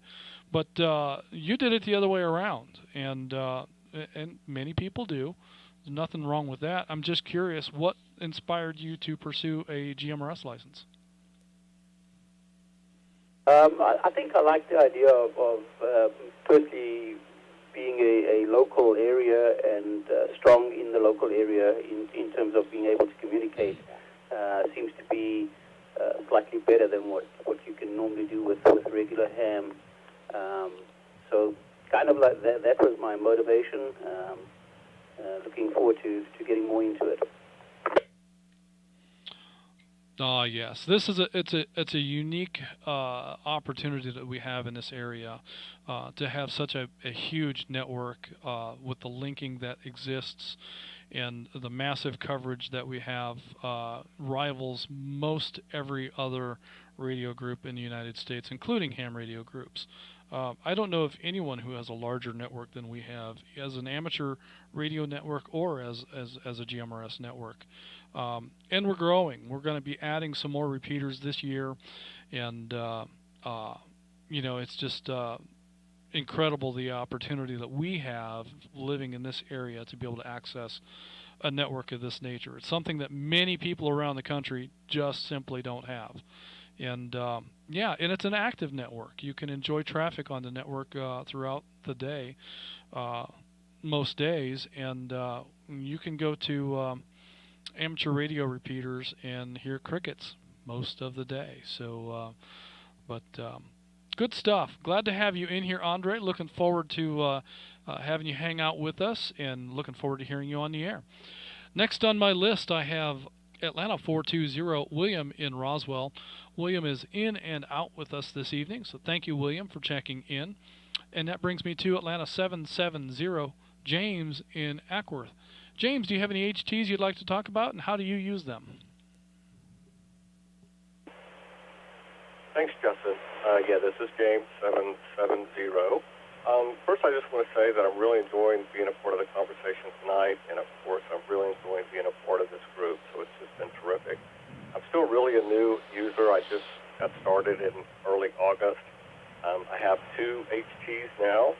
The first one that before I get into what they are, the way I use them really right now is I've just kind of been monitoring the flagship and just listening to some of the conversations, but I hope to get involved in more conversations coming up. But the first one I bought was the Ocean 905G. Of course, now I know that Ocean is not the correct way to pronounce that. So I bought that one, and I was able to hit the flagship repeater with it. Right for a second.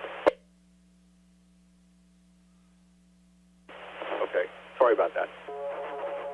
Flagship repeater with it just fine, and this is 35G. Go ahead and get that as well. And there's reasons that I did. First, the 935 has a larger display screen and it's in color, so I like that. They per capacity battery, so it's got the 32 instead of the 16. And power. So this particular unit has a so I thought I would get in it. So I'm enjoying both of them. I'm actually talking from the 935 right now.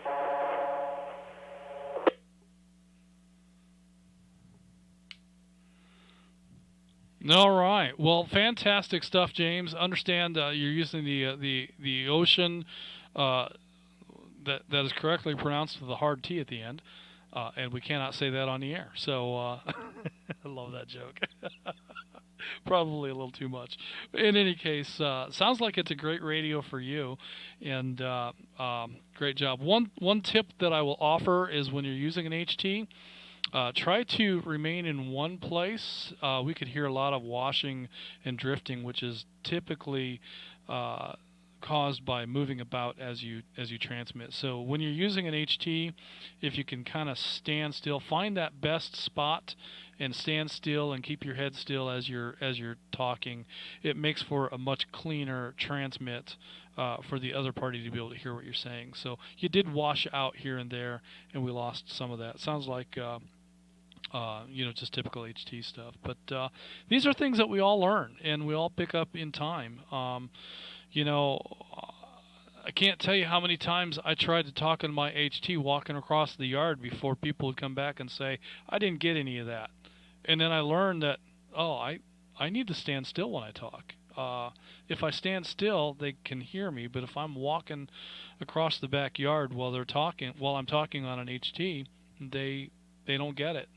So just something that I picked up along the way, and we all start off somewhere. So there's a tip for you for your HT, and hopefully next week we'll hear you a lot better. But we did get that. You've got a couple of the Ocean radios. You like I don't remember the model number, but you like it because it has the color display, which is a little bit better, bigger.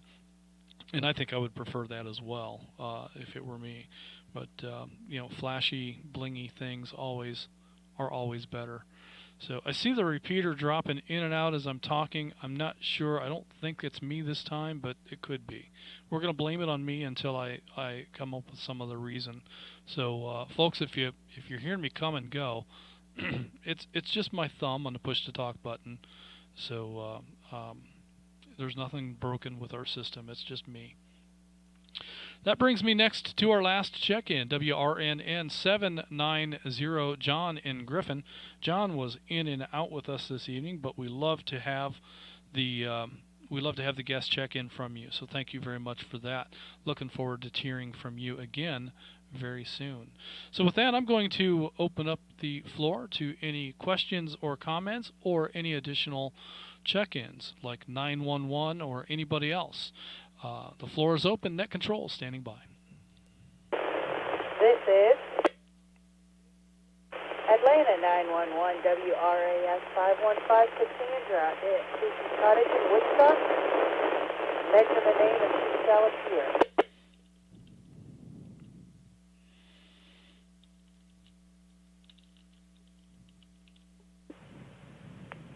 McDonald 22 with a comment for Net Control when you get to it.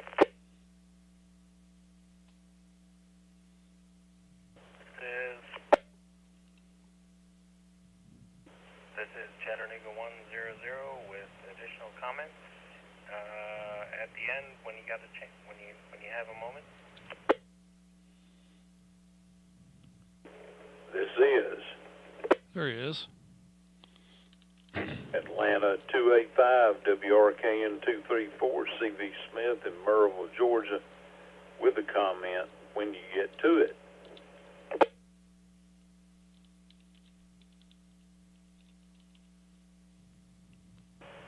This is Atlanta 987 Kimo WRNR 684, and I'd like to comment as well later on.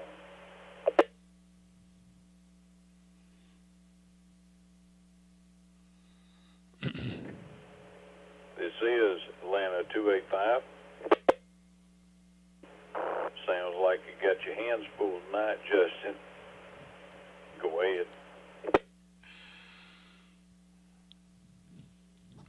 All right. Well, let me go ahead and acknowledge what we have. I have Atlanta 911, Cassandra at Casey's Cottage is that in Ackworth or Woodstock? Atlanta 911? Woodstock. No name for the new place in Ackworth yet, but I'm still here in Woodstock. All right. So I've got you in the log as Atlanta 911, Knucklehead at Casey's Cottage. And thank you for that check-in. Looking forward to talking with you. We also have Atlanta 285 CV Smith in Merrillville checking in tonight. And we have Atlanta 987 Timo. I didn't catch your location. We can catch up with that here in a minute. And we also have Chattanooga 100 with a comment and McDonough 22 with a comment. So let me go first to our check-ins. Tim and Bob, and then we'll come back to you for your comments. Atlanta 911, Cassandra in Woodstock at Casey's Cottage. Do you have any HTs, and how do you use them?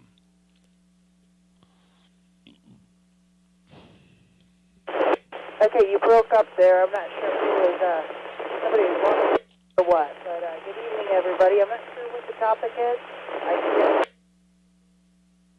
I just wanted to say hey.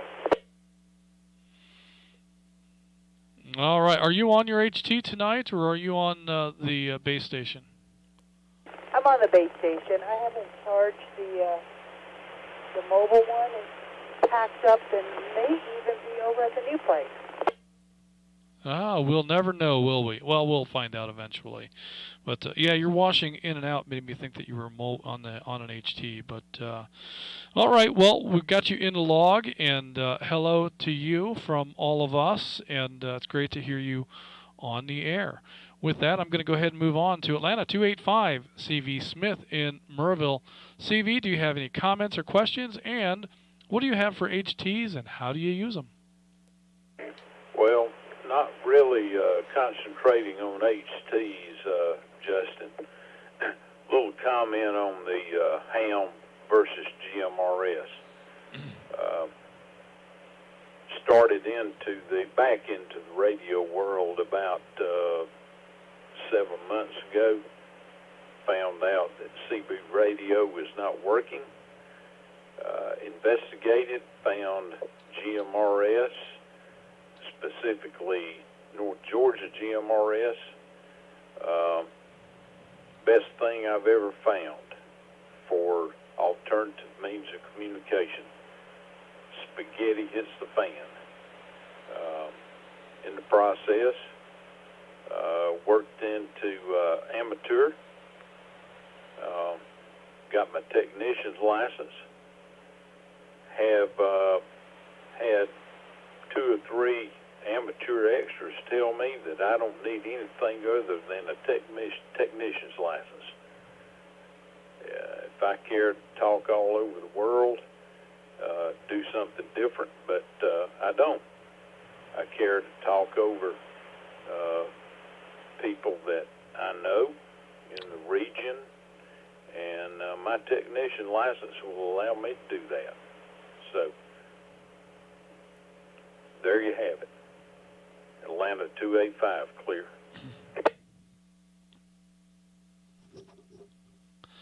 Yes, and indeed, I mean, if that is where your interests lie, then certainly that will cover it. There's, obviously we encourage people to pursue, at whatever level they wish to achieve. I would still like to get my extra. I'm still just a general. I'm lazy when it comes to studying. I'll study for a couple of weeks and then not study for a period of time, and then forget everything I learned that first couple of weeks and start all over. And so my study habits are poor, but I'll get there one of these days. I'm getting more and more motivated, so I'm hoping that I can find a way to block out some time and get that done before we go back to the office.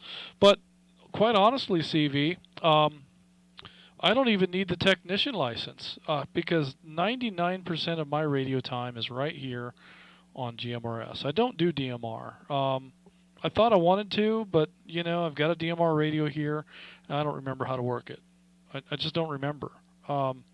So I could spend some time and do a little bit of research and probably be on DMR in an afternoon. But I just, this is where I want to spend my radio time. These are the people that I enjoy, and these are the friends and family that I like to be around. So I'm going to continue to pursue my amateur license, mostly because it's a badge for me.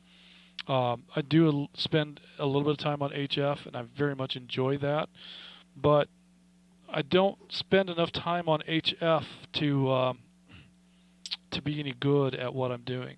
But what I do enjoy a lot is contesting, and at one time we had a contest group that would gather for various contests, and we would gather at someone's home, and we would engage in contests that would run, a 24-hour span. So people would show up and work a couple of shifts. You might work a shift and then visit for a while, and then work another shift, and then go home.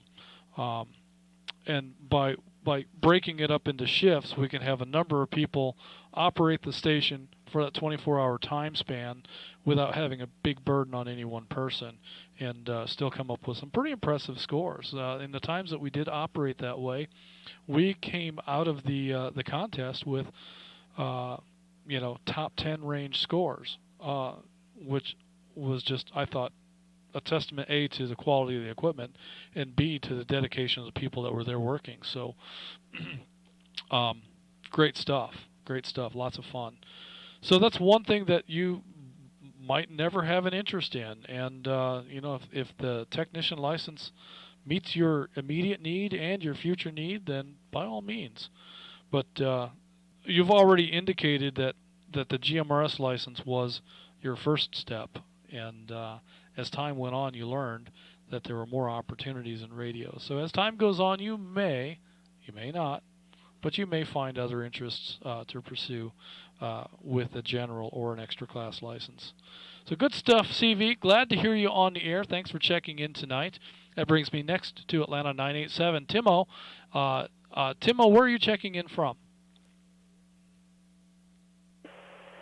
Yeah, good evening. This is Timo, Atlanta 987, checking in from Sandy Springs. Sandy Springs. Right in the heart of Atlanta. Joined North Georgia GMRS with the group, I think, a week and a half ago. So it's the first net I'm joining. And right now I'm on my mobile station that will be my base station, DB25G.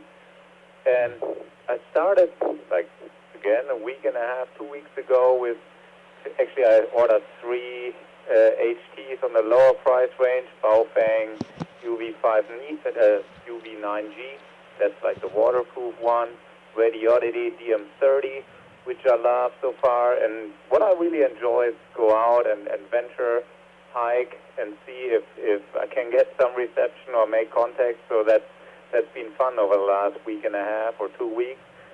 And I'd just be curious if I can ask a question to the group. I think a lot of people are using higher-end gear.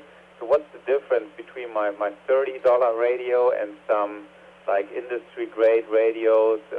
For now, I'm having fun, but is it worth looking into, or should I just continue on my current trajectory here? Well, Timo, welcome to North Georgia GMRS. It's great to have you in here, and I'm really pleased to have you as part of the group. And yeah, that's a great pastime. Atlanta 123, when he first joined North Georgia GMRS, spent a lot of time traveling to different parks and different places around the network, doing radio checks to see if he could get in, and it was very enjoyable to hear him learning and exploring. And I'll tell you, one of the things that I learned from all of his exploits and pursuits of different locations for testing his radio is I learned a lot about how just massive the coverage is for this network. When I would hear him check in from different places, I would Google to see where he's at, and it is a really impressive network. But to answer your question, so I'm sure that you've learned in your studies for GMRS radio that GMRS requires a Part 95 radio.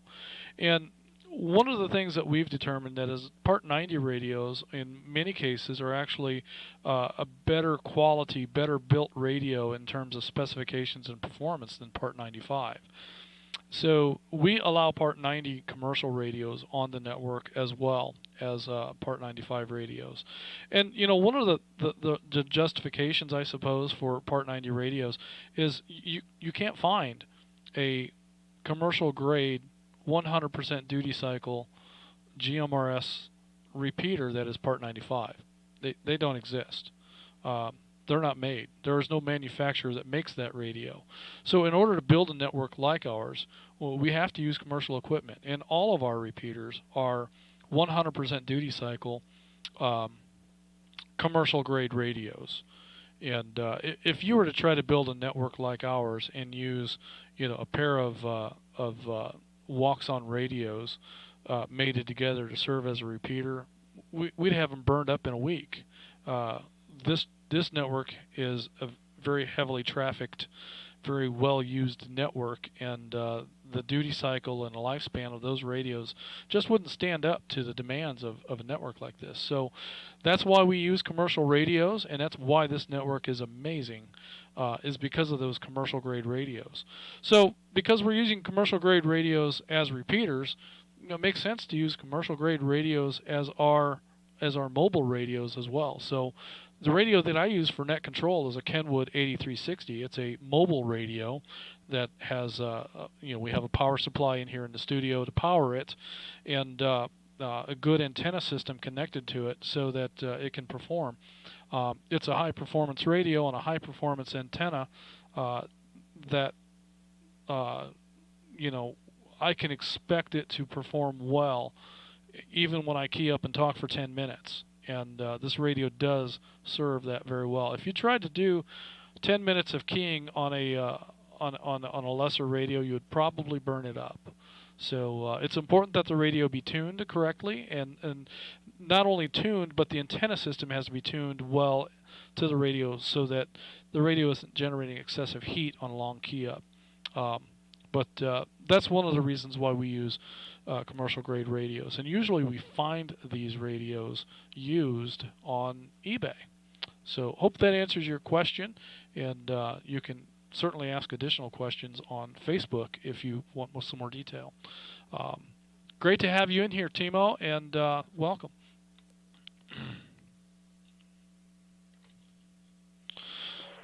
That absolutely answers my question, and I'm glad to be around. I've overheard a bunch of conversations here, and seems to be a lot of great people, some true friendship in this group, and I'm really glad to be part of that. And I look forward to making contact with most of you in the near future. So really glad to be around. And thanks for answering my question. Absolutely, and that's one thing I think you'll find both on the Facebook page and in the radio group is that we all want to encourage and help one another in the craft and enjoy the hobby as best we can. So thank you for your comments and welcome to the group. Next, I want to move on to the comments section here. We had McDonough22 with a comment. Tim, what did you have?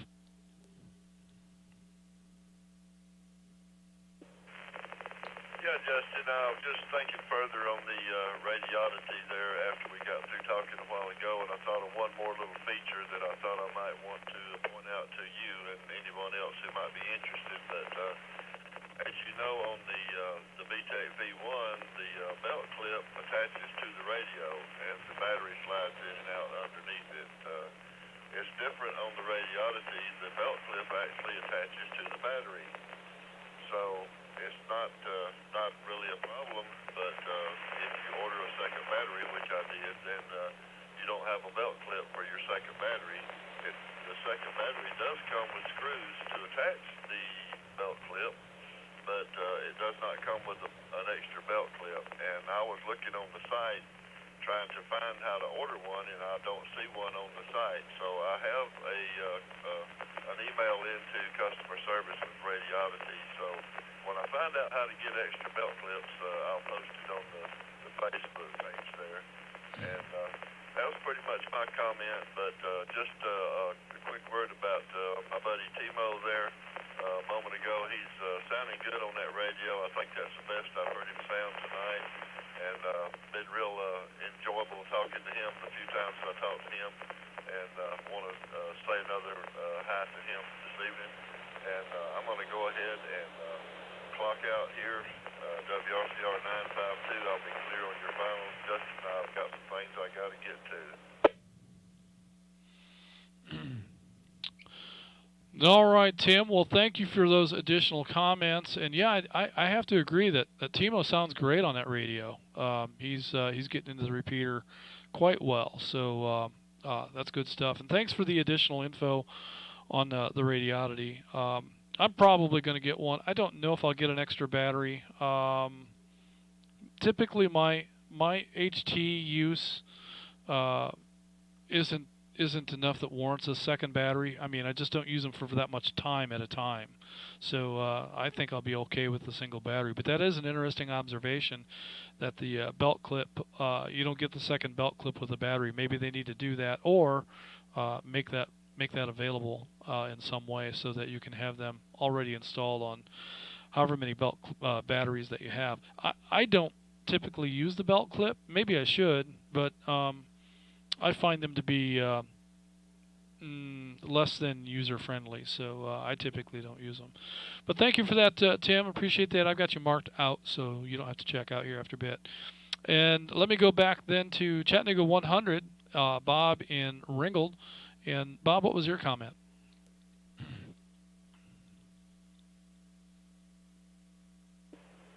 Hey, Justin and everyone on the net. I'm sorry I forgot exactly what I wanted to comment on at this point. I did want to say I will be posting a couple of pictures on Facebook. I rejoined Facebook and started on Facebook again just to be able to participate in this group. So I'll be posting a couple pictures of what I'm using as my base station right now and my mobile. And yeah, like I said, I forgot what I was going to actually talk about, but hope to see you on Facebook and the net. Thanks. All right, Bob. Well, good stuff. Yes, and I got to tell you, I've said this before, and I mean it sincerely. I couldn't be more proud of the Facebook group that we have for North Georgia GMRS. Very little moderation occurs there, almost none. And comments and things that people make are universally good-spirited and helpful and, relationship building. This is a group of people that is far and above beyond what you're typically going to find. I don't know why, but for whatever reason, this particular Facebook group and this particular radio group is just a group of outstanding individuals. Every single one of the people that I engage, either on Facebook or on the radio or both, are people that I enjoy spending time with and wish that I could spend more time with, hang out with, go shake hands and meet. It's a unique situation, and it's a unique thing in the world of Facebook. Once you step outside of the North Georgia GMRS Facebook page, it's a different world, and I just can't say enough. I'm really proud of the group of people that make up North Georgia GMRS, and that's a great observation. And I have very often considered dropping Facebook altogether. And here, even just in the last few days, I felt very highly motivated to just close my account and be done with it. And the only reason I didn't is because of North Georgia GMRS. So I've been trying to stay off of the rest of Facebook and limit my time in other places on Facebook and try to use it and focus it just as a GMRS activity. So, Bob, I think if you do that, you'll find Facebook to be a worthwhile enterprise. But if you get sucked into all the other things that are happening in Facebook, you'll soon become disgusted and want to drop the account again, much as I do. So, like I say, if it weren't for North Georgia GMRS, I wouldn't be on Facebook. All right, well, that brings us to the end of our check-ins and comments. So I'm going to open the floor one more time for any additional check-ins. Any other comments? Net Control standing by. Net Control, this is Atlanta 420, WRFS 771 with a comment. This is 810 WRNQ863, John, with a comment.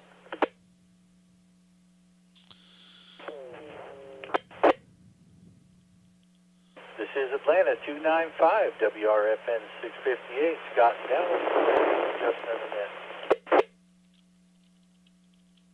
This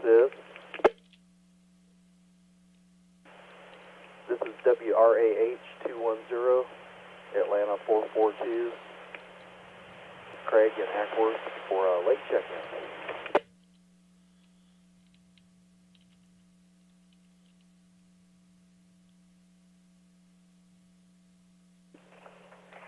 This is WRKY 680, Atlanta 802, Zeke from Adairsville, checking in and out.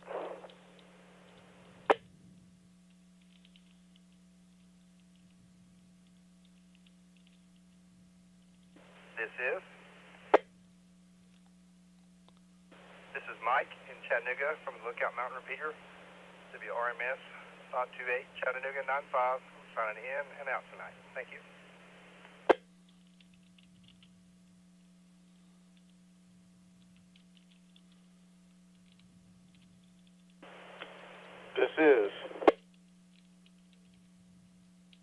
This is Atlanta 69 WRHS 306 with a comment.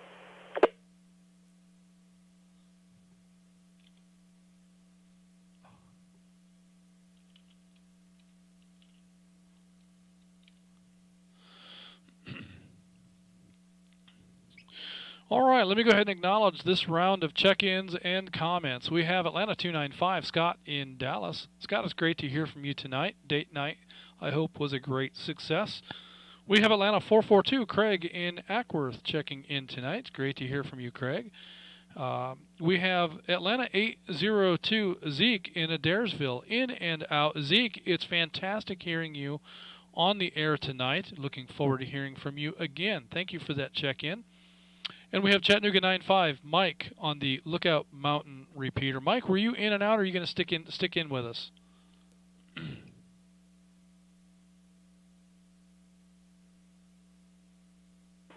Yeah, Justin, sign me in and out tonight, please. You got it, my friend. In and out. Thank you for that check-in. Also have Atlanta 420, Atlanta 810, and Atlanta 69 with comments. But let's go to our check-ins. First, we have Atlanta 295, Scott in Dallas. Scott, it's great to hear from you. Can you tell me, what do you have for HTs and how do you use them? Well, as much like everybody else, I'm sure everybody's got a few HTs. My main two HTs are a TYT. That's one of GMRS. There's also a GMR radio. I do have a battery and a little adapter that takes in.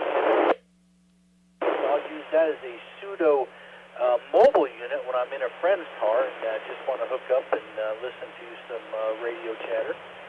The other radio handheld is one of the radio oddities, the GS5B.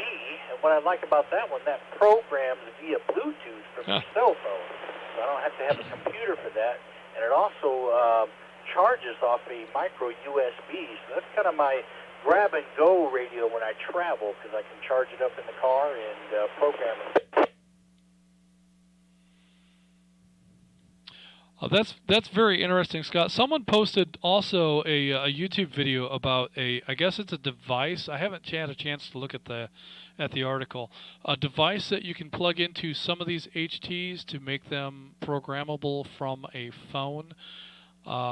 Very curious as to how well that works. And yes, the Radioddity that you can program over Bluetooth, it would be a valuable travel radio so that you could program it easily on the fly.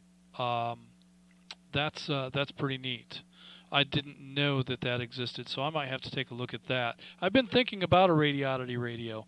Now you've got me thinking about two of them. So All right, Scott. Well, I'm going to let you go before you cost me even more money, but thank you for that. You did wash in and out quite a bit in there, Scott, so I don't know what station you were using at the moment, but we had a hard time with some of that, so bear that in mind.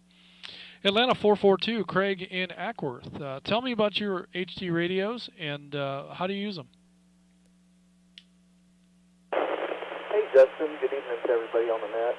I'm actually using an HT right now, one of my Kenwood TK380 with a Smiley Super Stick antenna.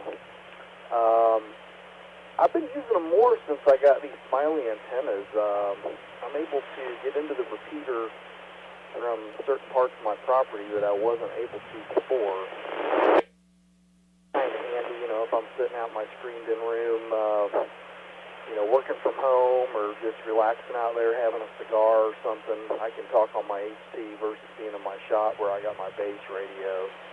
But I've got 4 of these, and they all work really well. I also have a VTech Gmrs V1. It's one of the earlier ones. I think I bought it right after they came out. And it's a great radio also. But I just really like the quality feel of the Kenwood. They just feel like a radio.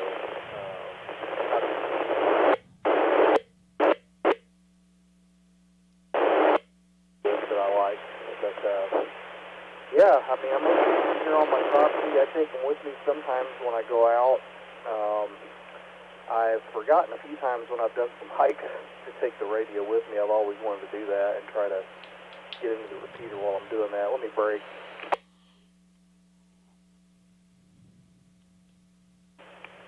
But yeah, that's pretty much what I use mine for at the moment. I find these surplus Kenwood commercial grade radios really are extremely good radios for nominal cost. With that, I'll turn it back to Net Control. Ah, yes, indeed. I really enjoy the Kenwood radios that I have, too, and I've been thinking really hard about picking up a couple of Kenwood HTs. So, I mean, do I buy the Radioddity and a Kenwood? Do I buy both the Radioddities? Do I buy a couple of Kenwoods? I don't know. You guys are costing me a lot of money. I just want you to know that, Craig and Scott. You guys are probably the 2 most expensive calls that I've had on the net tonight. But good stuff nonetheless. Great to hear about those Kenwood radios, and I do have a soft spot in my heart for Kenwood, so that could very well happen sometime soon. Next on my list, I have Atlanta 802, Zeke in Adairsville. Zeke was in and out tonight, but it was great to hear his check-in, and look forward to hearing him again real soon. Also, we had Chattanooga 95, Mike on the Lookout Mountain Machine. Mike is also in and out tonight, but thank you for joining in and listening in. Next, I have a couple of stations with comments that have already checked in. So let's go first to Atlanta 420, William in Roswell. William, what's your comment? Hey there, Justin. I wanted to say a great net tonight. Really enjoyed listening to it. I was out shopping when I was listening there. And I tell you, I've learned in the past year here that we really were in slim pickings of the type of radios that were available, and then the market just seemed to explode with GMRS radios there. And that really spurred new radios coming on the network. I have to say, I do like the new Wuxon radios. I bought a couple, one for amateur and one for GMRS. I have had some battery issues with charging and sometimes going off, but it's a fantastic radio, and it's more than what I spent on some of the others. My D-Tech is what I started out with. It was a fantastic little radio there. And then, of course, I think I've really enjoyed the Kenwood and the commercial radios and the Vertex. The Vertex seems to be my go-to radios, and I've really enjoyed it. Our network, we spent tens of thousands of dollars in the equipment there, and we have countless hours, manpower hours that could not be even closely counted, and is much appreciated to get this network where it's at today. I didn't hear the one thing mentioned, which was everyone seems to have a cell phone, and I know for safety reasons, the Bluetooth, the microphones, makes it possible to get on the air almost immediately with our network since we have the VoIP over Internet protocol. And I would suggest to new members that don't invest a lot of money to start off with. See what works for you there. Start off with something inexpensive for listening there and transmitting from your vehicle, and wait to get some information from our members that'll tell you exactly what equipment is working best on there. But again, fantastic job tonight there, Justin. 7-3s to everyone, and love to hear everyone from the kids to the new members there. Fantastic. Great to hear all of you on there tonight. This is Atlanta 420 WRFS 771. I'll go ahead and sign out as well. All right, William, and yes, that's a great comment for new users. Rather than rush out and buy, whatever radios you're seeing advertised, listen to the members that are using radios and find out what is working well for the new members and the seasoned guys, and you might consider some of that. I don't think I've spent $200 is the most I've spent for any of the radios in my shack. Well, but time out. Not including the HF radio. The HF radio is a whole different stream right now. She won that radio a couple of years. Well, it's been 4 years ago, I guess now. So we didn't actually buy that, but that was a brand new radio, and that probably would have been probably a $400 radio. I'd have to look up what the retail price is on that. But yeah, so we have not spent a lot of money. If we hadn't won that radio, we probably wouldn't be using that radio, because I'm generally not going to go out and pay full retail for a new radio. Lots of these commercial grade radios come up on eBay as used radios, and there's a little bit of a roll of a dice there that we've had some people buy radios that they couldn't unlock. We've had people buy radios. One thing to know with the TK880, there are 3 variations of that radio. There's a VHF version of that radio. There is a UHF version of that radio that will not do GMRS, and then there is the UHF version of that radio that will do GMRS. So you got to be careful when you buy that radio that you're buying, that you know what frequency band that radio is good for. And so when you're buying any radio, especially a used radio, ask a lot of questions, and make sure you're comfortable with the purchase before you put that money out there. But a lot of times you can get into these radios for at or under $100. Some of the fancier Motorola radios may be a little bit more. The more bells and whistles, the more expensive they're going to be. The 880 radios are becoming fewer and farther between, but they are still out there. So just keep your eyes open for them. These radios come from fleets. They come out of county service trucks. They come out of taxi cab companies. They come out of local delivery outfits. They come out of all kinds of fleets. And so a lot of times you'll find these radios. Whenever Gary finds a batch of these radios, he buys up the whole lot. So he'll buy 10 or 20 radios at a time. And I don't know. I don't know why it's doing that.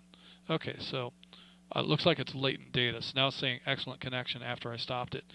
All right, Bobby, I think it's going to come back together here for you, the live stream. In any case, definitely do some research on what radios you buy, rather than running out and buying these retail brand new radios. And if that's the radio you want a brand new radio, that's okay too. Just know that there are some other options out there. So good points. Let me move on next to Atlanta 810 for your comments. Yeah, so my comment may be null and void now that the other unit has mentioned this Bluetooth programming radio by Radio Oddity, doing a little bit of research on it. And, my comment or question really was, Justin, have you looked at how to program the GM30, via software on the computer? I know I got a good buddy of mine that has the GM30 and has loved, the use of it. I'm also was looking at getting one. But this Bluetooth option is kind of attractive. Trying to keep a handheld in the Jeep, where I can hit different frequencies whether it be simplex or repeaters, kind of on the go as we meet up with different fellow Jeepers. But again, my question was around the GM30. Had you looked up anything around programming for it? No, I haven't, and I know that McDonough 22 is one that he tends to do all of his programming from the face panel, from the buttons. He's not one to use a computer to program. So I don't know if the Radioddity gets programmed with Chirp or if it has its own program. I don't know if it needs a specific cable or if one of the cables I have here will work. I don't know, but I would still be interested in it, and I'd still be interested in for $40-50, get a radio. If I have to spend another $10-20 on a cable, hopefully the software is free. If not, then hopefully Chirp works. If not, then I don't know. But no, I haven't done any of that research. But we seem to have plenty of users on the network who have. So does anybody have any experience with programming the Radioddity GM30 with a computer?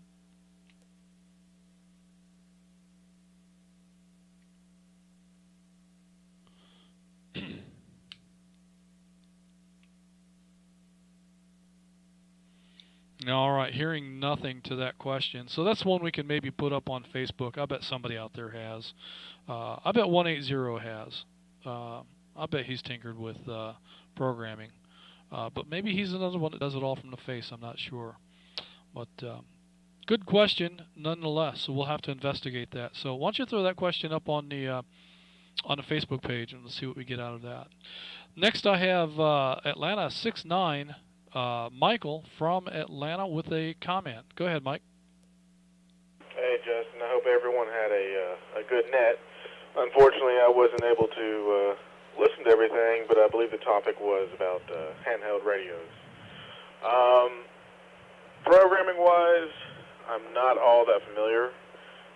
The two radios that I've used, the first handheld I got was a VTech Gmrs V1. And you can program that with the radio itself with all the buttons in the front. And that radio served me pretty well. And I found that one on Amazon for about $60-70. And I know you can also listen in to other frequencies and whatnot.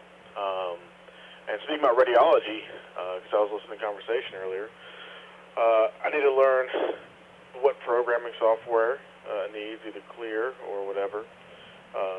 But I just got the radio, McDonough 22 recommended to me, and I can't say anything bad about it so far. I just recently got it, but it feels sturdy. You can program it with the buttons on the front, and it seems like a good, well-rounded radio there. That's all the experience I've had with the radiology radio, but I definitely would, if you or I myself post up a question on the group, if anybody knows how to program one of those radios.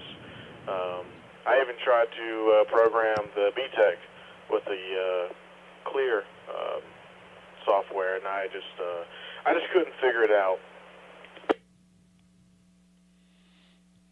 You mean the Chirp software for the VTech? Yes, that's the Chirp software looks to me like it's maybe a rip-off of the Kenwood programming software. There's a lot of similarities between Chirp and the various versions of Kenwood software, and oddly enough, there are quite a number of Kenwood radios that you can program with Chirp.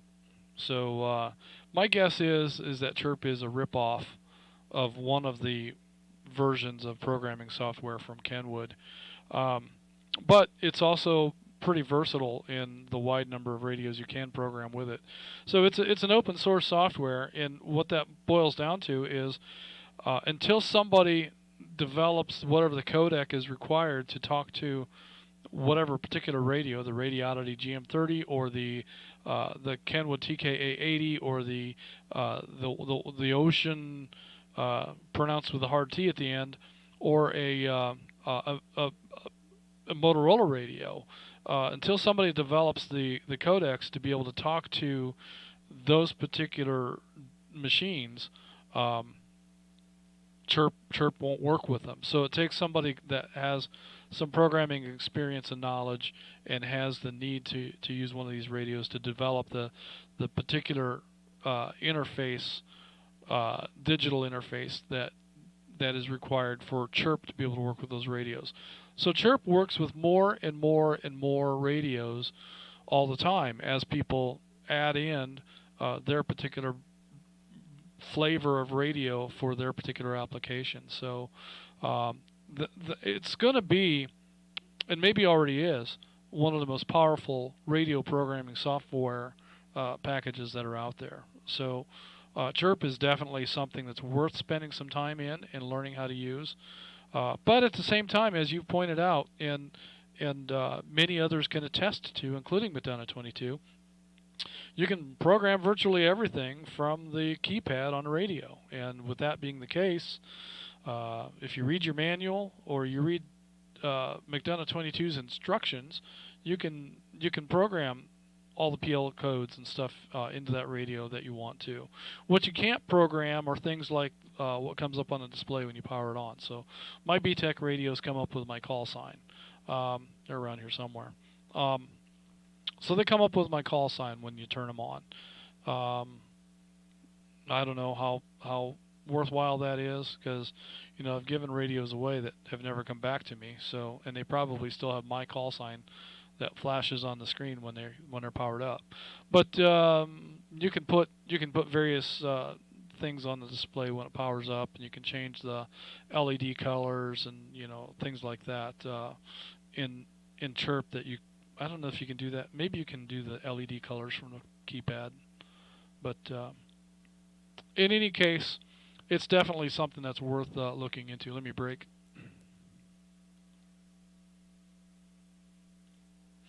But yes, and the other thing that you brought up with the radiodity and programming that, we're just going to have to find out. We'll all have to do a little bit of research. Somebody in the group probably knows, and the collective mind can come together, and we can certainly figure that out. So, good stuff, Michael. Great net so far. I'm going to call one more time for any additional check-ins, but we're going to be real close to wrapping this thing up. So, Net Control standing by for any additional check-ins. Floor is open for questions or comments.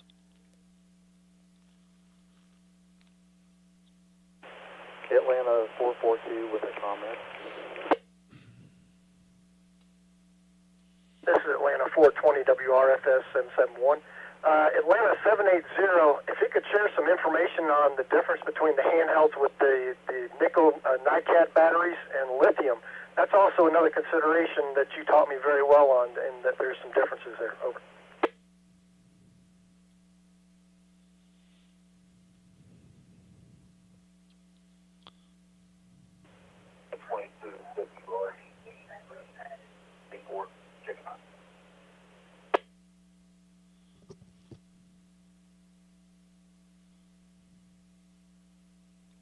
All right, last station, I could hear the background louder than I could hear your voice. Can you get up closer to the microphone and try that check-in again?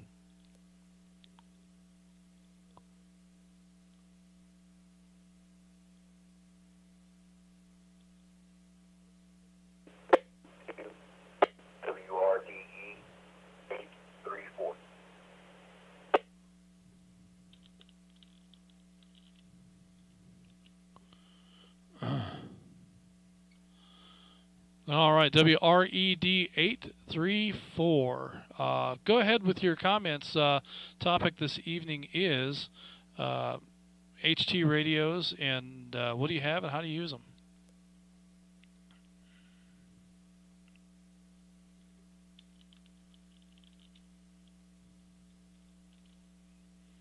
Getting into this, I've got a few programs that I'm working with, but I'm kind of just listening in to y'all's opinion on programming and next steps, testing, stuff like that.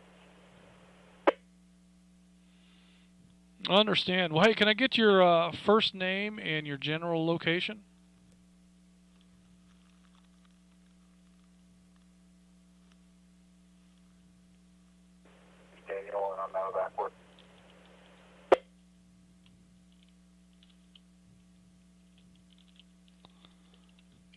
All right, Daniel. Well, you're my neighbor. I'm all right over here in Woodstock. So great to have you on the net tonight. Appreciate you checking in.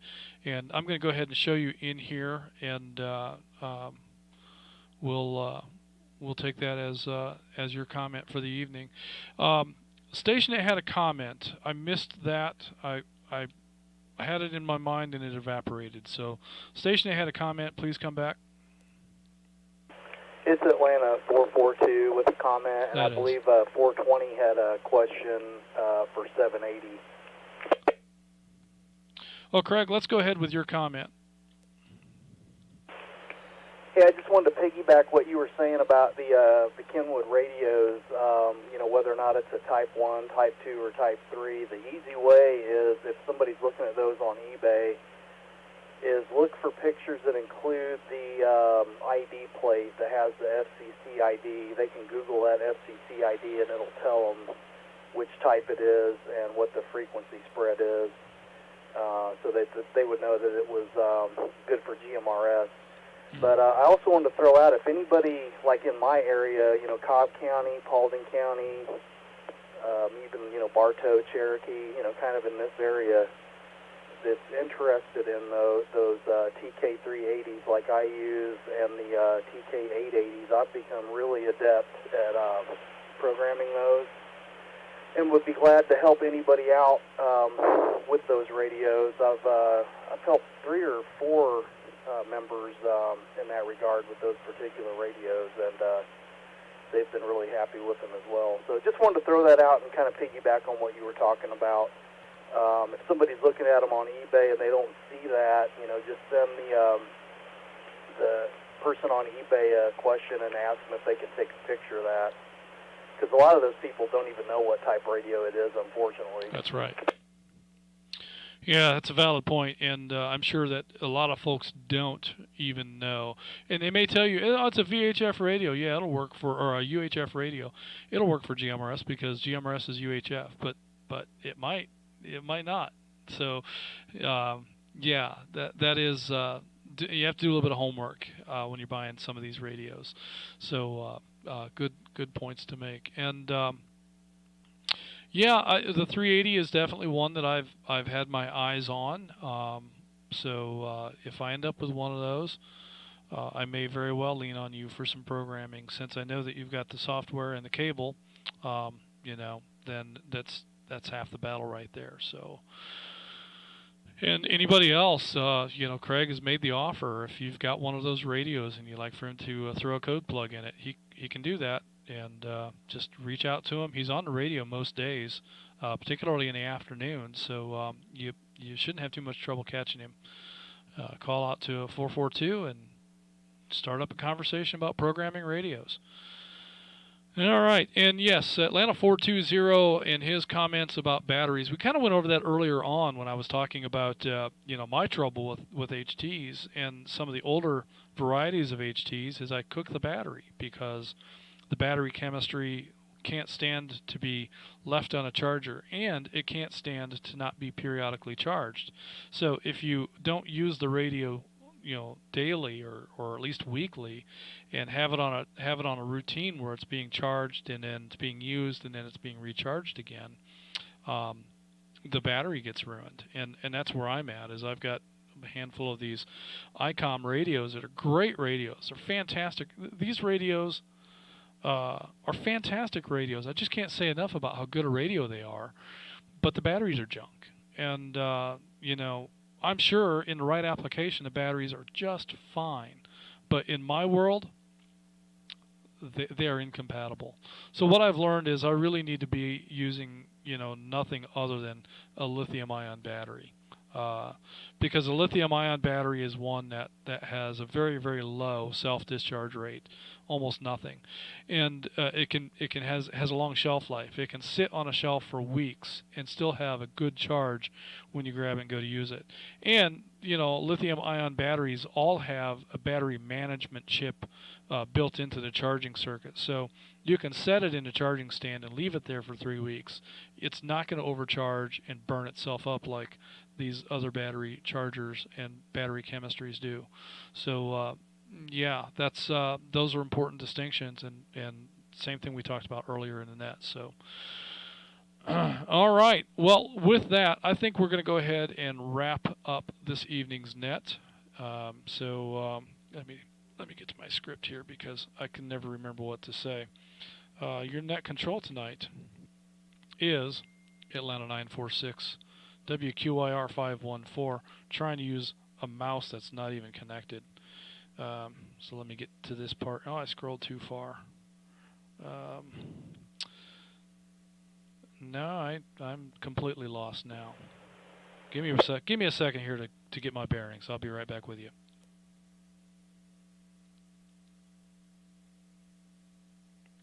All right, completely sorry about that. I just, I always mess this up when I try to do it from memory. And, after having done it this long, I should be able to do it from memory without any problems at all. But I am me, and that's what we get. So this is going to conclude the North Georgia GMRS Regional Net. Tonight we had a total of 49 check-ins. That includes myself. Net Control will be returning the repeaters back to normal use. Everyone who signed in should sign out. Thank you for allowing me to serve as your Net Control this evening. Good night, everyone. This is Atlanta 946, WQIR 514. My name is Justin, and I'm Claire. This is? All right, YouTube. This is Atlanta 810. I think we had a rough start, but it seems like there through the middle and the end, it came together. We had a stream drop again for an unknown reason. I don't know what that is. Atlanta 57, WQZC 882. But clear we're and back, monitoring. and looks like we have got a good stream at the moment. I do see a little bit of choppiness in the video, but I don't know. It says that we have an excellent connection. I'm not showing drop frames. I'm not showing the CPU usage exceptionally high. So I don't know. I don't know why we're having issues. We are in a slightly different configuration than we have been for the last year or so. That could be why. So we'll have to see if I can get this thing put back the way it was, if that will straighten these things out. 911 WARS. But thank you so much for hanging out with me Have a good tonight. week, everybody. And definitely looking forward to visiting with all of you again very soon. WQIR 514, Atlanta 946. I'll be clear. Good night, everyone. We'll see you soon. Atlanta 780, WQUV 439, clear. As soon as I figure out how to do this. Atlanta 442, WRAH 210, clear. All right, and then. Atlanta 299, WRJE 398, clear. Nope. So my program buttons have messed up. There we go. Why does it work here, not there? All right. Okay, folks. I promise. We're going to go away now. Good night, everyone.